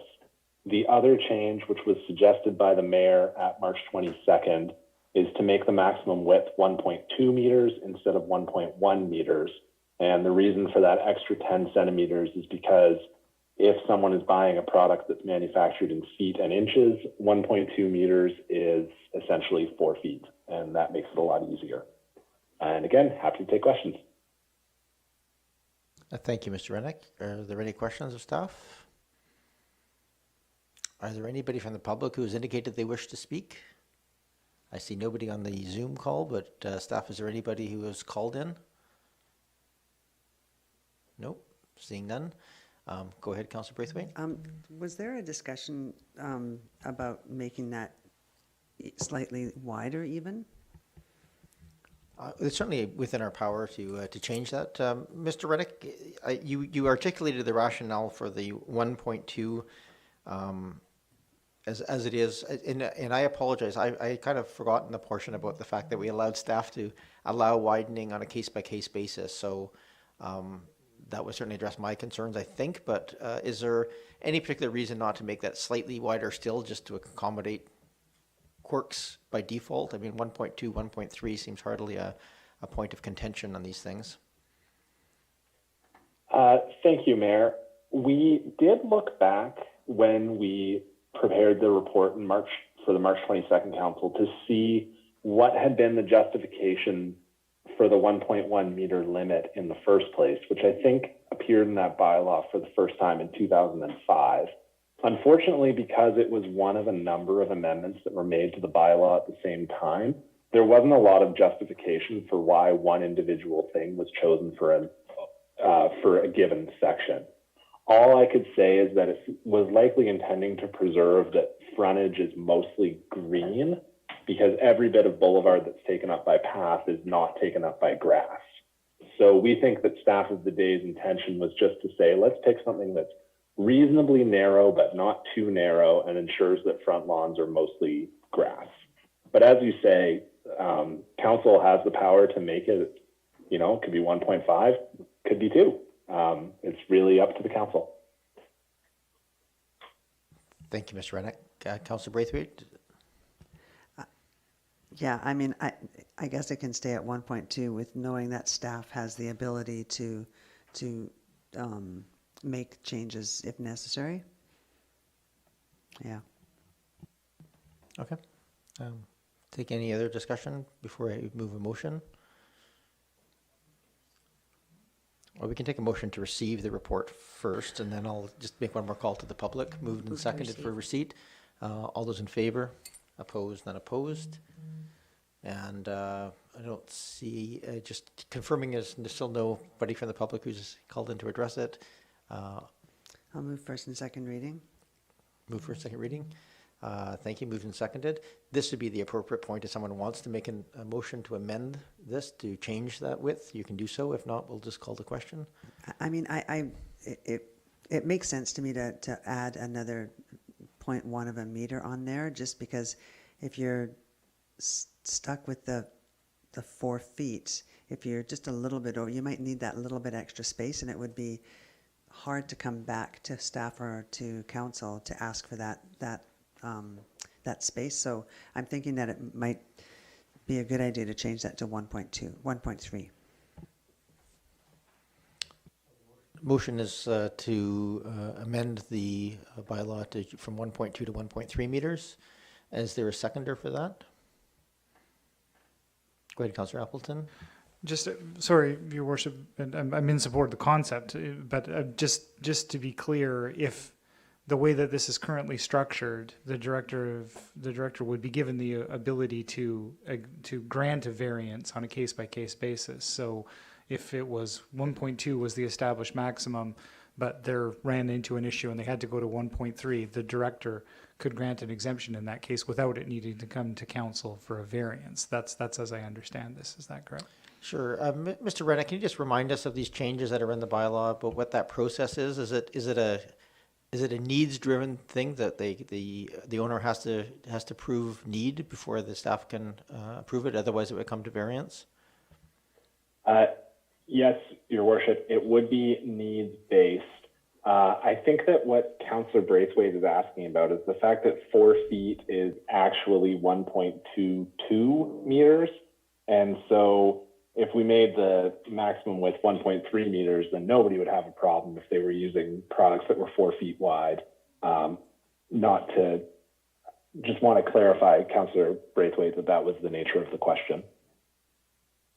We're getting nods Yes. in the room here. You can't see our heads bobbing, but that was the answer. Yes. So it's the motion right now is to amend the bylaw default from 1.2 to 1.3. Is there a seconder for that? Second. Moved and seconded. Okay. Any other discussion on the amendment? Not seeing any. I'll call the question on the amendment. So this will change the motion from 1.2 to 1.3 as a default. All those in favor? Any opposed? None opposed. So now we're back to the main second reading as amended. Any discussion? Go ahead, Councillor Green. I'm just really glad we're delegating this to staff. Thank you. Thank you. It's worth a few minutes of discussion just so we can do that delegation. Any other discussion? I just want to check with Ms. Williams. Procedurally, we're on point here. Yes, Your Worship, but you can give it third as amended. You don't need to redo second. Okay, fair enough. I didn't call the question on second read thing, so I have to call the question as amended at this point, I think. So all those in favor of second reading? Any opposed? None opposed? And then we take third reading. Move third reading. Moved and seconded. This is as amended. Any other discussion? All those in favor? Opposed? None opposed? Thank you. That carries. Thank you, Mr. Rennick.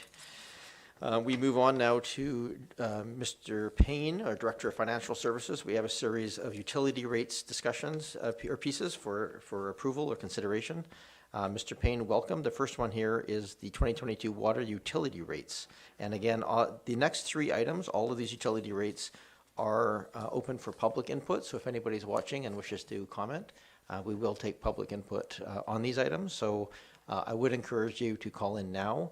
And if I would allow for, if people want to make comments on any one of these, I would be happy to take the public input on them. I think they're all reasonably aligned, and we'll certainly take your comments into consideration as we move them forward. So this format through virtual is a little awkward at the best of times with the delay and everything. So if you're interested in calling in, please do so now. The 1855 number is visible on your screens at this time. With that preamble, welcome, Mr. Payne. Thank you, Your Worship. Annually, staff prepare the water utility rate amendments in November.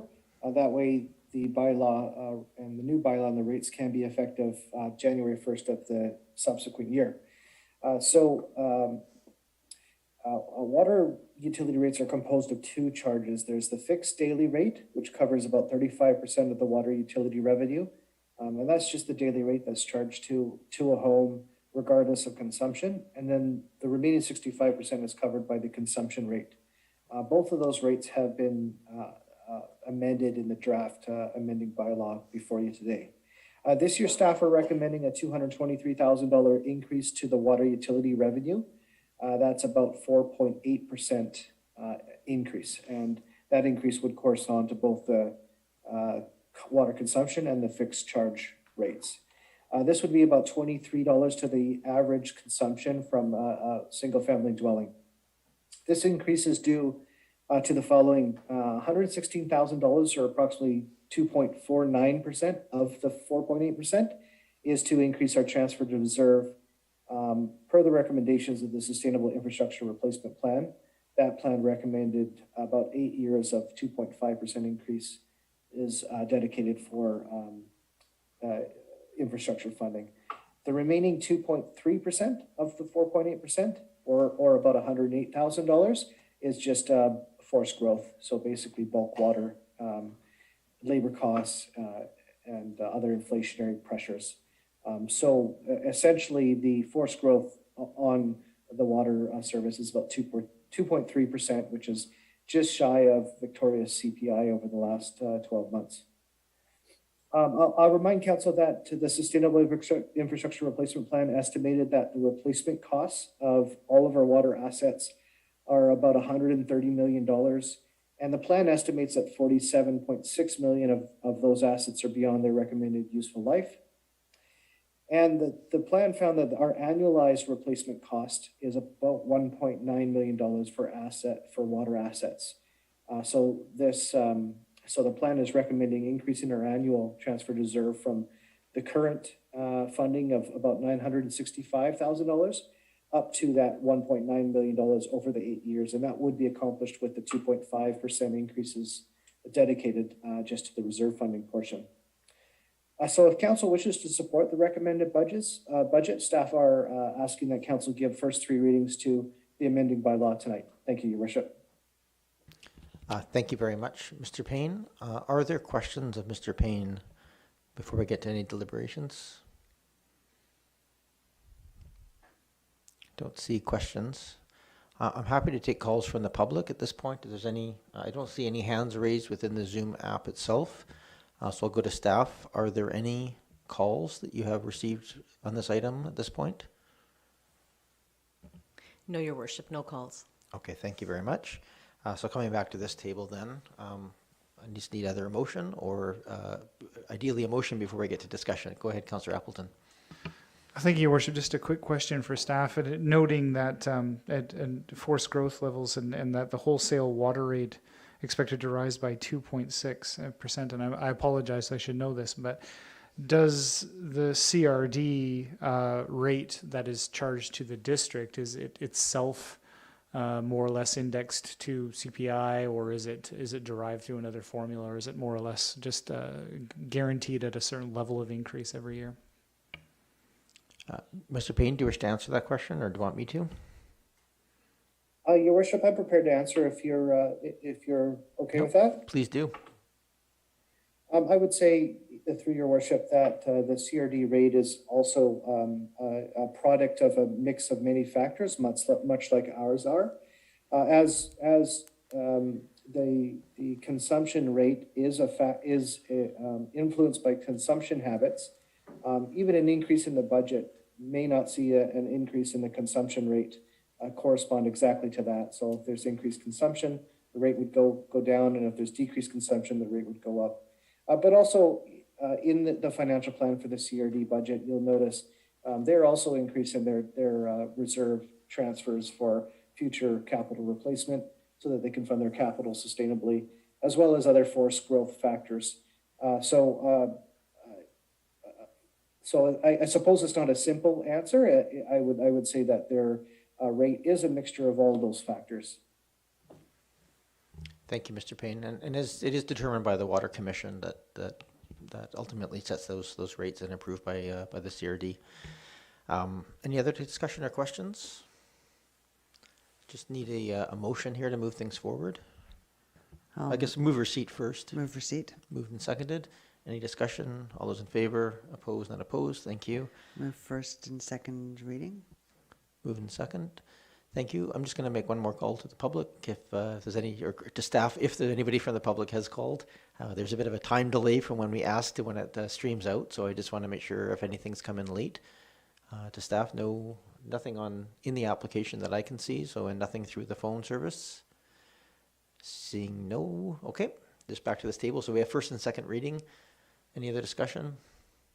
All those in favor? Opposed? None opposed? Move third reading. Moved and seconded. We don't usually discuss on third reading. All those in favor? Opposed? None opposed. Thank you. Thank you, Mr. Payne, for that. And moving on, again, just invite the public if anybody wishes to speak. You're more than welcome to call in. That's the 1855 number and the passcode ending in 573. That's in the agenda package. Mr. Payne, welcome back for the sewer rates. Thank you, Your Worship. Annually, much like our water rate bylaw, we amend our sewer rate bylaw so that those rates can be effective for January. Our sewer rate bylaw produces for us the rates for our municipal operations, as well as sets the rate to recover the cost of the CRD treatment plant and the sewer conveyance as well. So the rate sets the bylaw sets the rates for both of those organizations in one bylaw. Municipal sewer operations are funded 70% by a sewer utility fee, which is based on consumption, and 30% by taxation. So we increase the sewer utility fee annually based on what the budget needs are, but later on, Council will also see a tax increase related to the remaining 30% of that. CRD sewer debt and capital are funded by a CRD tax levy, while CRD sewer operations are funded 100% by the CRD sewer utility fee. And that was a decision made by Council last year when the different rate models were presented to Council. This year, we're recommending almost an $80,000 increase to the municipal sewer revenue. Some of that would come from taxation. Some of it would come from the increased sewer rate. The increased revenue from sewer would be approximately 3.97%, which is about $10 to the average consumption of a single family dwelling. And the reasons for this, again, 2.51% of the 3.97% are to increase our annual transfers to reserve in alignment with the Sustainable Infrastructure Replacement Plan recommendations, and the remaining 1.46% is forced growth. There has been no increase to the CRD utility rate in this bylaw, as the CRD regional sewer conveyance and treatment budget is relatively flat year over year, or at least the preliminary budget. I'll just note that this will probably be the first year in distant memory, that the rate hasn't been increased. Ratepayers have been subject to very steep annual increases over the last decade, and that has been to phase in the cost of the sewer treatment plant. So now that the sewer treatment plant is fully operational and all the costs have been integrated into last year's rate, you're seeing nominal increases, which is it's a milestone to say the least, worth celebrating. Much like the water utility, the The Sustainable Infrastructure Plan estimates the total sewer asset replacement cost at about $106 million, $56 million, which are estimated beyond their useful life. And this, and the majority of this increase would fund the increased transfers to reserve budget. As with the water utility budget, if council wishes to support our recommended budget for sewer, staff are asking that council give first three readings to the amending bylaw tonight. Thank you. Thank you very much, Mr. Payne. Go ahead, Councillor Braithwaite. Thank you. Mr. Payne, so when I got my last water bill, which when I opened it, I, like many others in Oak Bay, was quite shocked because it was $600. I know that that has the sewer, that what you're just saying about this, the operating, which in my case, it was $161 for the CRD operating, and then the sewer municipal was an additional $87. So you're saying that my next bill in the third period next year should be lower because I'm not going to have that CRD operating on there. Is that correct? Did I misinterpret that? Because I'm sure everybody's going to ask me tomorrow about this. I think the operating change has already happened on this year's bills, but Mr. Payne, for the benefit of the audience, can you please just clarify? Yes, Your Worship. What I was saying is that the CRD portion of your bill should remain static from one year to the next.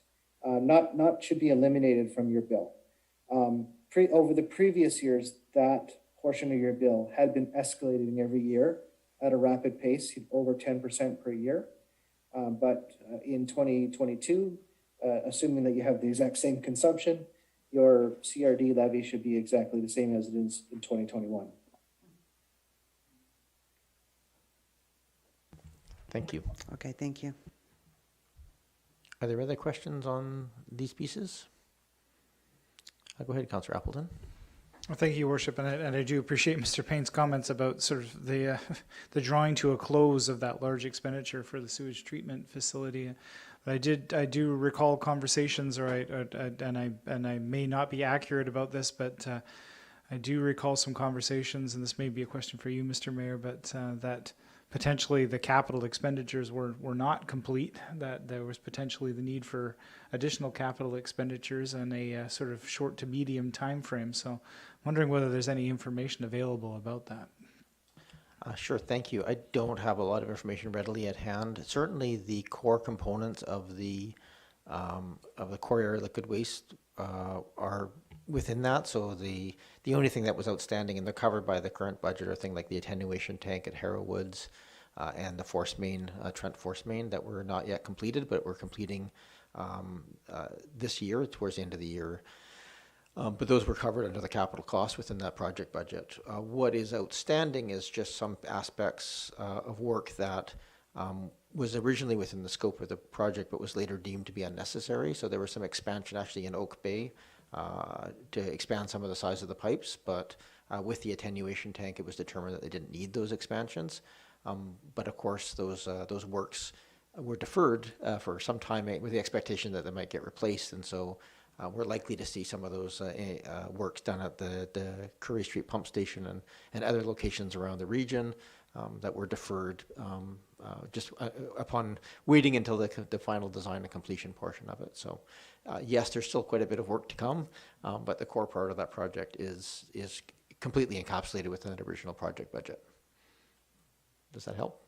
Okay, thank you. Any other? Just go ahead, Councillor Patterson. Yes, thank you, Mayor. And I think actually a utility bill of around $500 or $600 would be thought to be quite advantageous from what I've heard from my neighbors, because they were all in surplus of 1,000. So the utility bills have been a matter of great discussion around the community, and I am wondering if it is possible for staff, perhaps at financial plan time, to work towards getting a simple one-sheet explanation of the utility bill charges that would include solid waste, organic wastes, fixed fees for water, variable fees for water, fixed fees for sewage, variable fees for sewage, municipal fees, CRD fees, but a one-sheeter that really just explains all of this concisely so that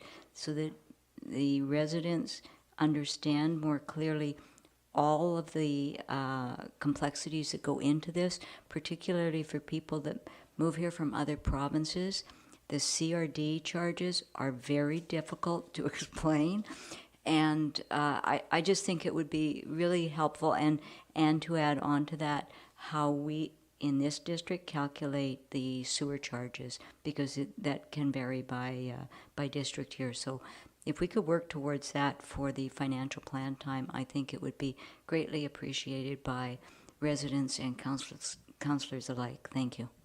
Yeah, thank you, Councillor Patterson. And I will say that I've seen a number of correspondents come in, and certainly if people have very unusual spikes in their costs, we encourage them to call our staff just to see, because sometimes they often do indicate there's leakages or other problems going on, because certainly there's been increases every year, particularly as between the CRD's upgrades and our own capital investments, but there shouldn't be massive spikes necessarily. So we do encourage you to call if you have those questions. Go ahead, Councillor Green. Yes, thank you, and through you to Mr. Payne. Thank you for answering my question earlier today, Mr. Payne, through email. Thank you, and for sharing it with others. Like many others, as Councillor Patterson indicates, I had quite a number of inquiries and people that were quite upset that the bills I was hearing about, including our own, was $900 and up. So it was a shock to some people, and I think it's more because they didn't understand how things are calculated.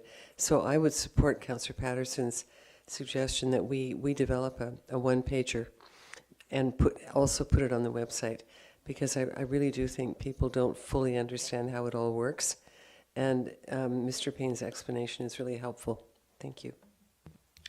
Do you need, just turning to staff, is there any direction required for that, or can that just be a point of advice that we strive to create that information sooner rather than later? Staff can operationalize that, Your Worship. Thank you for that opportunity to provide comment. Okay, thank you. Go ahead, Councillor. Perhaps an explanation of why some of those charges don't appear on our house taxes instead, because I know for older people or people who are not paying their house taxes year after year, it could be advantageous to them to have some of those costs on their house taxes rather than on a water utility bill. Thank you for that, Councillor Braithwaite. I know we made that one change recently that moved those capital costs that weren't really related to usage onto the taxes, but there is still a very substantial portion, obviously, that's on the utility bills. Are there other questions at this point? So just before we move on to the procedural pieces on this, I missed it's sort of embedded into the changes. But just to give the firm direction, if you go back to item number 5.9, there's a second recommendation that council direct staff to increase the transfer to reserve for water capital budget by $116,000. I'll make that motion. We have that motion moved, seconded. Thank you. Any discussion on that? All those in favor? Opposed? None opposed. So thank you for that, and my apologies for missing it. So as we move on to the next item, I'm just going to ask one more time if there's anybody from the public who's called in or wishes to speak. Not seeing no, okay. So can we just get a motion to receive first? I'll move receipt. Moved and seconded. Any discussion? All those in favor? Opposed? None opposed? Then we have the second, which is I'll move that to direct staff to increase the transfer to reserve for sewer capital budget by $50,500, and that council give first and second reading. I'll take that. It's fine to keep them together, I think. Procedurally not perfect, but good enough for clarity. Moved and seconded. Any discussion? All those in favor? Opposed? None opposed? And then third reading? Move third reading. Moved and seconded. Thank you. All those in favor? Opposed? None opposed.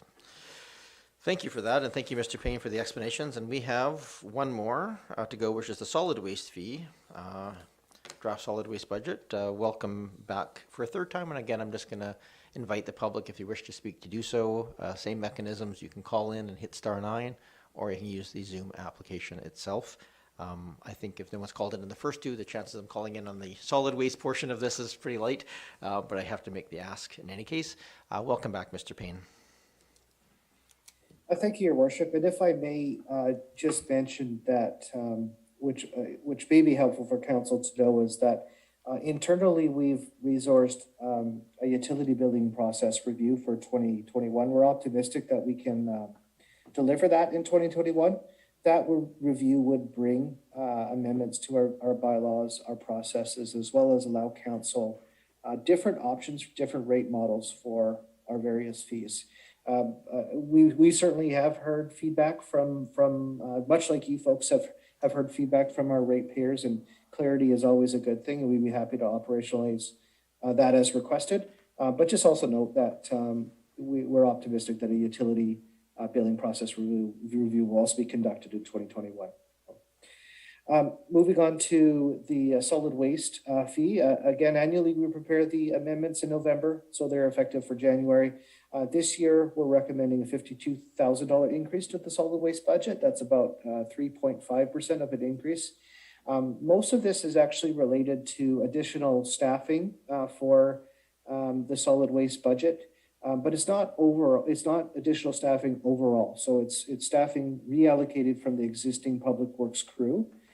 So the corresponding drop would be in a different budget. But early on in the pandemic, staff stationed additional staffing for the solid waste drop off to help manage the lines and help manage the customers and what have you.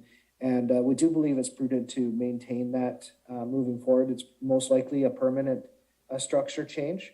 And so that's part of the driver of the increase to this specific budget, which drives an increase to the specific utility fee or user fee. The increase that's being proposed is about $10 to a single family dwelling with one unit. Yes, thank you. That would conclude my comments. Thank you very much, Mr. Payne. Are there questions of Mr. Payne? Go ahead, Councillor Appleton. Thank you, Your Worship. And I think my question got answered, but I just want to reiterate. So there's been a reassignment of staff in this case. And so I think I heard Mr. Payne say that there would be a corresponding decrease in another aspect of the Public Works budget. Is that correct? Mr. Payne?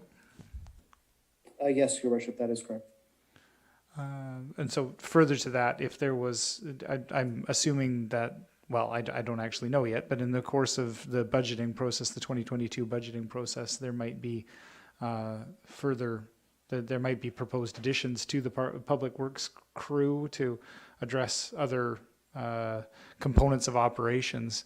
Would it be possible to just sort of note if there was sort of a decrease because of this reassignment, but then a proposed increase for an additional assignment? Is it possible to have that reflected or captured in the budgeting process?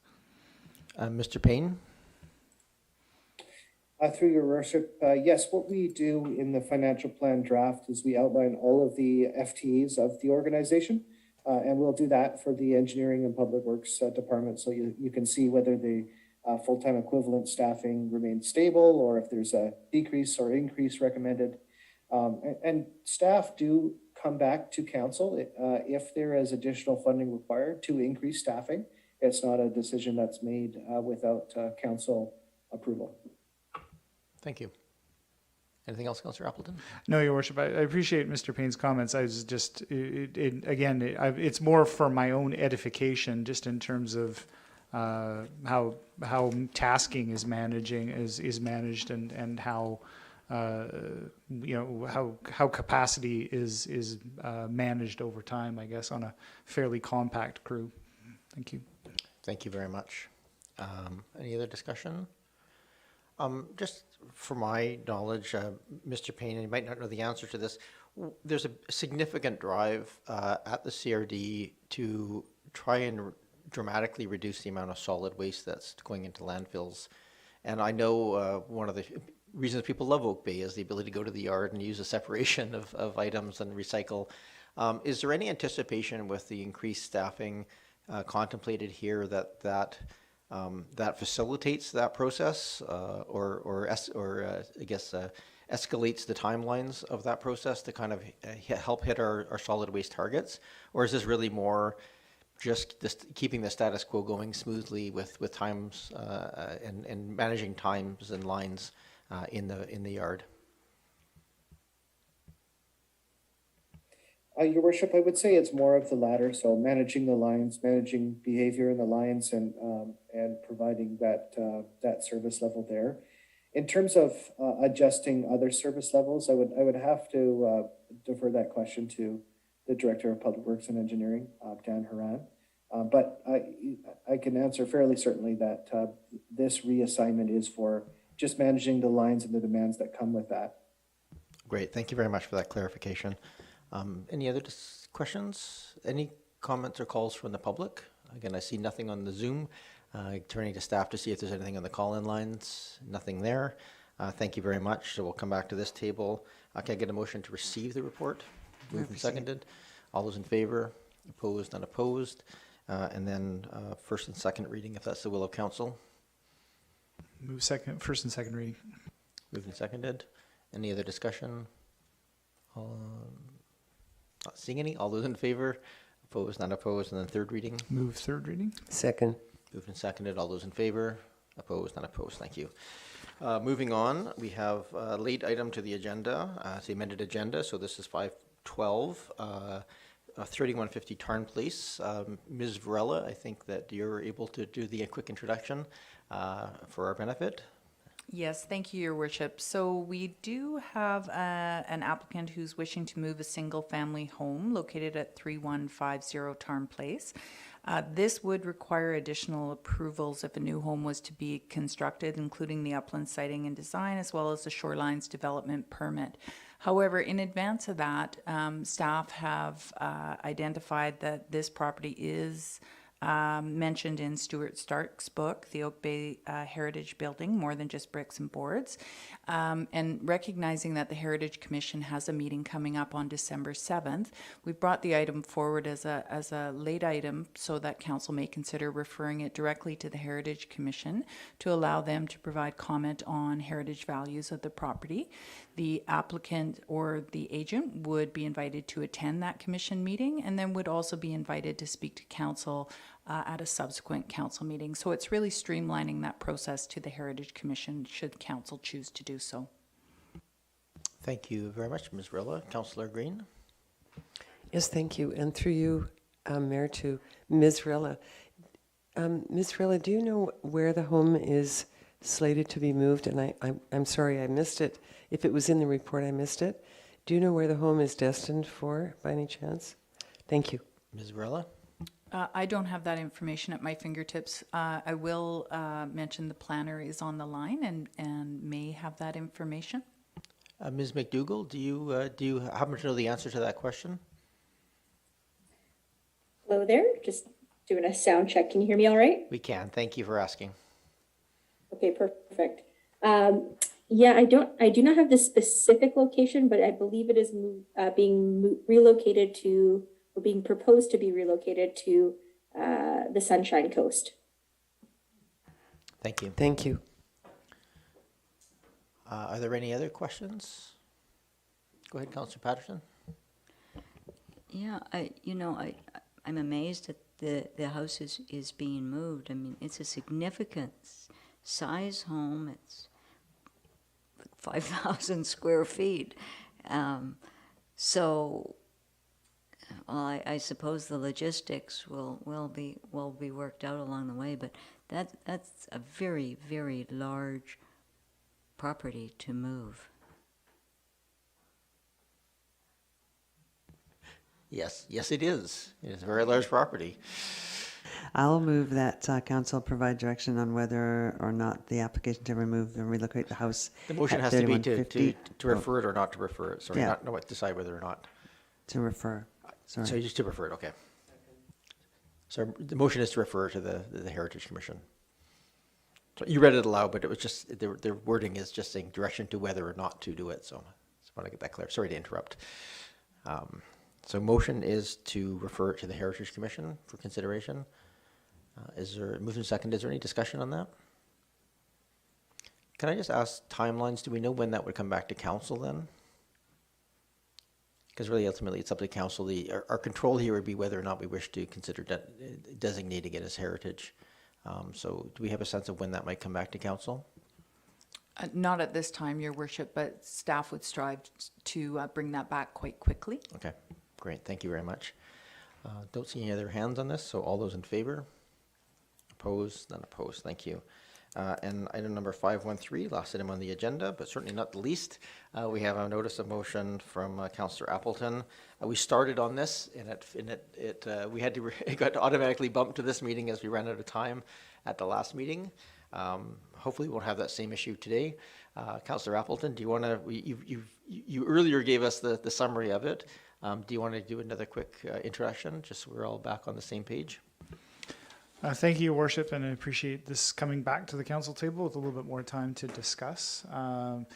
This and in the intervening time, I've had further discussions in the community and really sort of getting a good sense of what would be involved here. But as council will recall, this is informed by discussions that I've had around the Heritage Foundation table but with conversations that I've had in the community about making a substantive step towards the place naming component that council identified in their March resolution to further Indigenous relations by conducting a review of municipal monuments and plaques to ensure that their language is furthers the work of active reconciliation. The first component being an inventory, because no such inventory exists, and the second component being instituting a review of those materials, and specifically with regard to the 1925 municipal plaque in Walbrand Park, with the rationale that the community has begun a review of the federal plaque in the same park, which is the one on the cairn, and that our review should harmonize with that. And one point that a couple of things that I will mention additionally, Your Worship. First of all, council will note that an additional component to the original motion that's captured in the minutes of the last meeting is that staff be given an opportunity to include the resourcing implications of the review in the 2022 budget, which is something that I would also like to see. And also that I would further, and I will take direction from staff on this as to how to include this, but I would also seek to amend what is currently on the table to indicate that the review should be informed by the commitment that council has made to participate in learning on Indigenous topics that was discussed at the strategic initiative session, and that the review be informed by the outcomes of that process, which I recognize is still to be approved as part of the budget, but was approved by council as part of strategic initiatives. So I would like to see that learning and that information that's accrued inform the review process that's proposed here. Thank you, Worship. Thank you, Councillor Appleton. Councillor Appleton, do you wish to you identified sort of three aspects of that. There's an inventory component, there's a review of the wording, and I'm assuming probably under the advice of First Nations knowledge keepers or other, however you want to phrase that, and then there's a specificity of the wall brand. That was more in your language than in the motion. Is that sort of your intent to kind of break those three pieces out and start one right away and have the other one sort of contingent upon once the inventory is done, then get to the review process, or is that?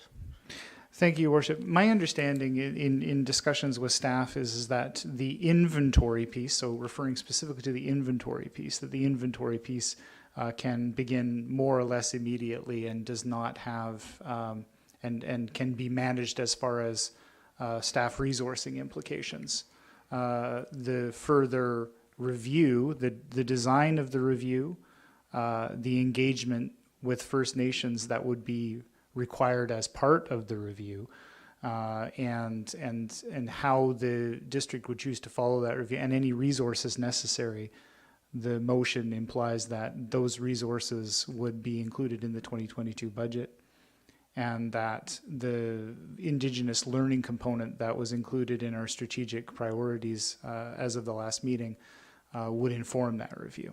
So it would be my expectation that the design and the implementation of the review would require further discussion and an estimation of potential resource needs, but that the first component, specifically related to the inventory, could begin at staff's availability. And my understanding is that there isn't a staff resourcing concern around that, but I would take direction. I would have staff comment on that if I get that wrong.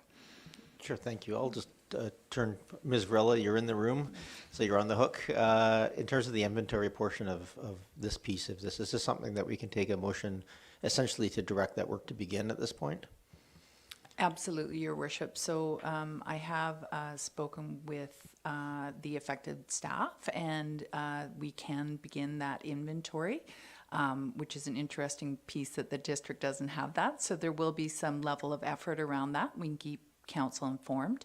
I think advancement of the wording on plaques or things like that could be one of those areas of common interest with our local First Nation neighbors that we'd want to discuss further. And that could be related to the position that staff has asked council to consider funding as part of the 2022 budget. Any resourcing for creating new plaques is not currently anticipated in the budget, and I would have to discuss that with the Director of Finance, but those are the costs we've identified so far, and staff are happy to begin the inventory within a relatively short term. Great, thank you for that. So if, with the indulgence of the mover, do you want to just manage this in terms of sort of we can deal with that motion first, I think, to direct staff to begin an inventory process of all monuments in the district? Yeah, I would be amenable to that, Your Worship. Thank you. Is that wording sufficient? I just want to make sure that. Okay. So moved. Second. Moved and seconded. Thank you. Any discussion on that? Go ahead, Councillor Patterson. Yes, thank you, Mayor. I would be seeking not just an inventory of the monuments, but the location area around the monument. Yeah, thank you for that. My understanding is the inventory would include the location, pictures of the monuments, sort of a sense of exactly where they are and what they say. Mapping it, yes. So thank you for that clarification, just so we're all on the same page of what's coming back from that. Thank you, Councillor Patterson. Go ahead, Councillor Green. Just a suggestion for staff's consideration. There is a great resource in archives as well. There are some wonderful volunteers there that I'm sure, if asked, would be happy to be pressed into service. So just a thought. Thank you. Thank you. And I think it might be one of these things that once we're done as best we can, we have to make it public and ask if there's anything we've missed. I've occasionally come across, you sort of look down on a scrubby rock and you realize there's a plaque attached to it saying something or other. So I think these have been sort of put in over many, many decades and then have been forgotten over time. I think of one in the Costain Common, which is sort of in a little triangle in the uplands that is designated to an old coach at Oak Bay High, and it's it's one of those things that almost nobody ever sees because it's a plaque sort of hidden by very long grass. So I think there may be a necessity to reach out at the end of this and just sort of say, have we missed anything? Because there's probably a few of those bumping around that kids have stubbed their toes on over time. Okay, so with that motion's on the table, I don't see any other discussion. I'll call the question. All those in favor? Opposed? None opposed. Thank you for that. And then I guess to initiate and then following that to let's go to your wording here, to initiate a review of the historical monuments and plaques. Councillor Appleton, do you want any specialized wording on that? No, Your Worship. I would reflect on the wording that's indicated in the minutes of the last meeting, which is that the 1925 municipal plaque in Walbrand Park be reviewed with the intent of considering its replacement in light of the federal review of their plaque on the same site. Second. Moved and seconded. Go ahead. Just to reiterate, Your Worship, that again, when the motion speaks to a review, and I just would like it just sort of implicitly stated that it's understood by this that the review process is not yet defined, that we're initiating a review and indicating an intent to conduct that review. The review process would again necessarily involve First Nations. And could potentially have resource implications that it would be expected that staff would define as part of the 2022 budget process. Okay, thank you for that. So do you have wording for the motion, just so we're all kind of clear about what it is that we're voting on? Well, I guess I would just amend the second part or this part of the motion, indicating that the 1925 municipal plaque and wall brand be reviewed with the intent of considering its replacement in light of a federal review of the plaque on the same site, and that the review process be informed by council's strategic initiative and be developed in conjunction with the Indigenous engagement piece under that initiative. Second. Moved and seconded. Thank you for that. Can I just ask, the way I hear that motion, it seems very specific to the Walburn Park. So that's all that we're tackling as part of this motion, and the balance of the review of all the other ones would follow on after the inventory is complete. Is that the intention here? I would expect, Your Worship, I think that there are many, I appreciate the question. I think that there are potentially a lot of unknowns as far as the review process. My intent with the motion was to indicate, to get support for council, get council support for initiating the review process. There are many undefined factors. I recognize that there are many undefined factors as part of the review process that council will need to decide on in the future. I would say that using the process of the Walbrand Park would be informative for discussing other monuments of that type. Yes. Okay, thank you for that. Thank you for that. I think that's clear. Any other discussion on that? Go ahead, Councillor Patterson. Yes. Do we have a time frame for the review of the federal plaque at Walbrand Park? Has that been established? Councillor Appleton, do you know? My understanding from the community members that have initiated it is that there is no defined timeline at this time, but it is not. I think that it has been presented that it is not going to be immediate. That it may be on a.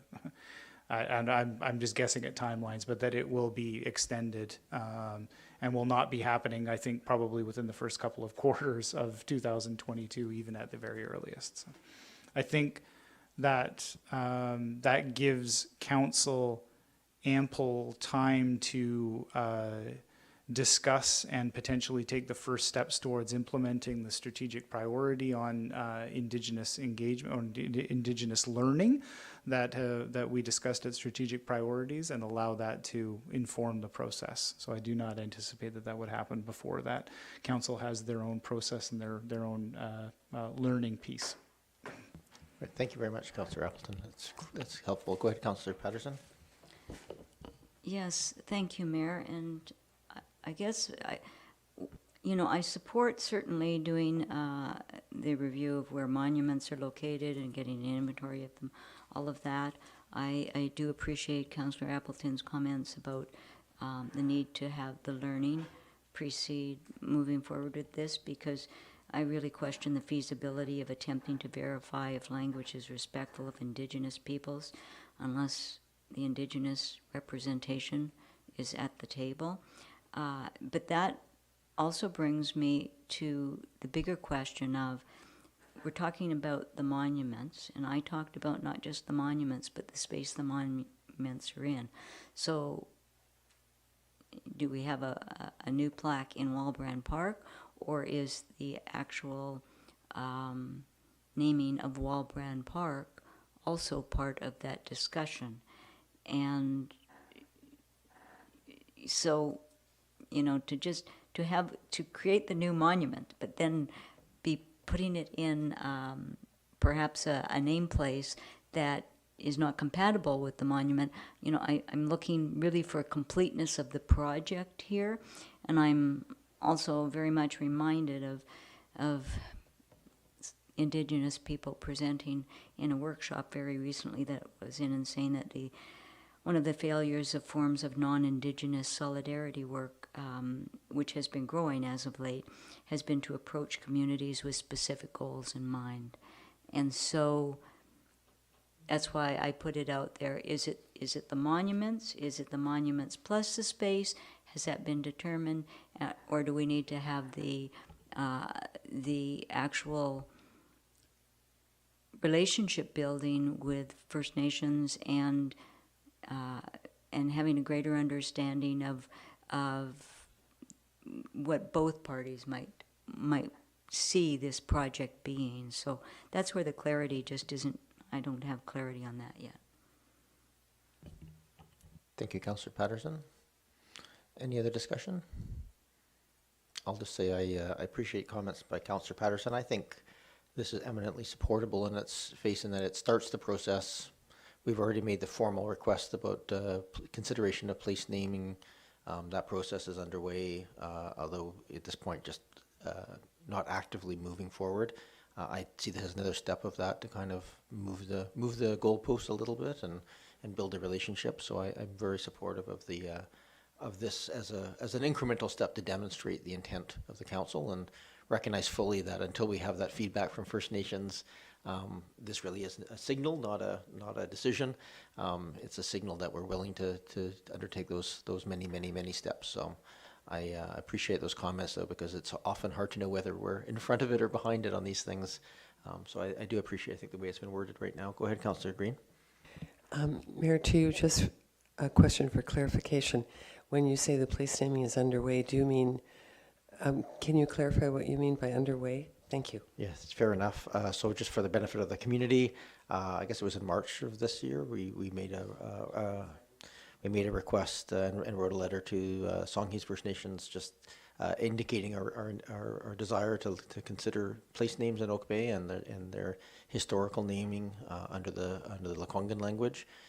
So that's still sitting with them. They have a process that goes forward. So that's not. We've made that initiation in March, but for those wondering, it has there's no progress on that to speak of in the sense that there's been no committee struck or things of that nature. So thank you. Yeah, thank you. Any other discussion? Yeah, go ahead, Councillor Patterson. And of course, Mayor, just for clarification, that request went solely to the Songhees First Nation? I believe at the time it went straight to the Songhees for guidance, correct?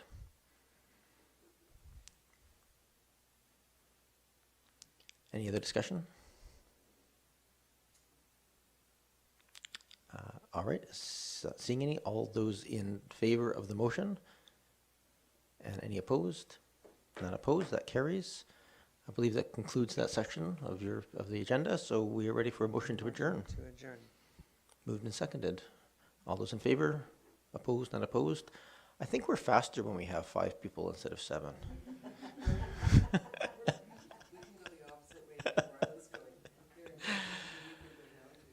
All right, thank you very much. And anybody watching, thank you very much for attending, and we will see you all. Is our next meeting on December 13th? Is that correct? Or do we have a special meeting? Oh, we have the 9th and the town hall, of course. And we have a special council meeting on December the 7th. On December the 7th and the 9th. Darn it. All right. Good night, everyone. Thank you very much.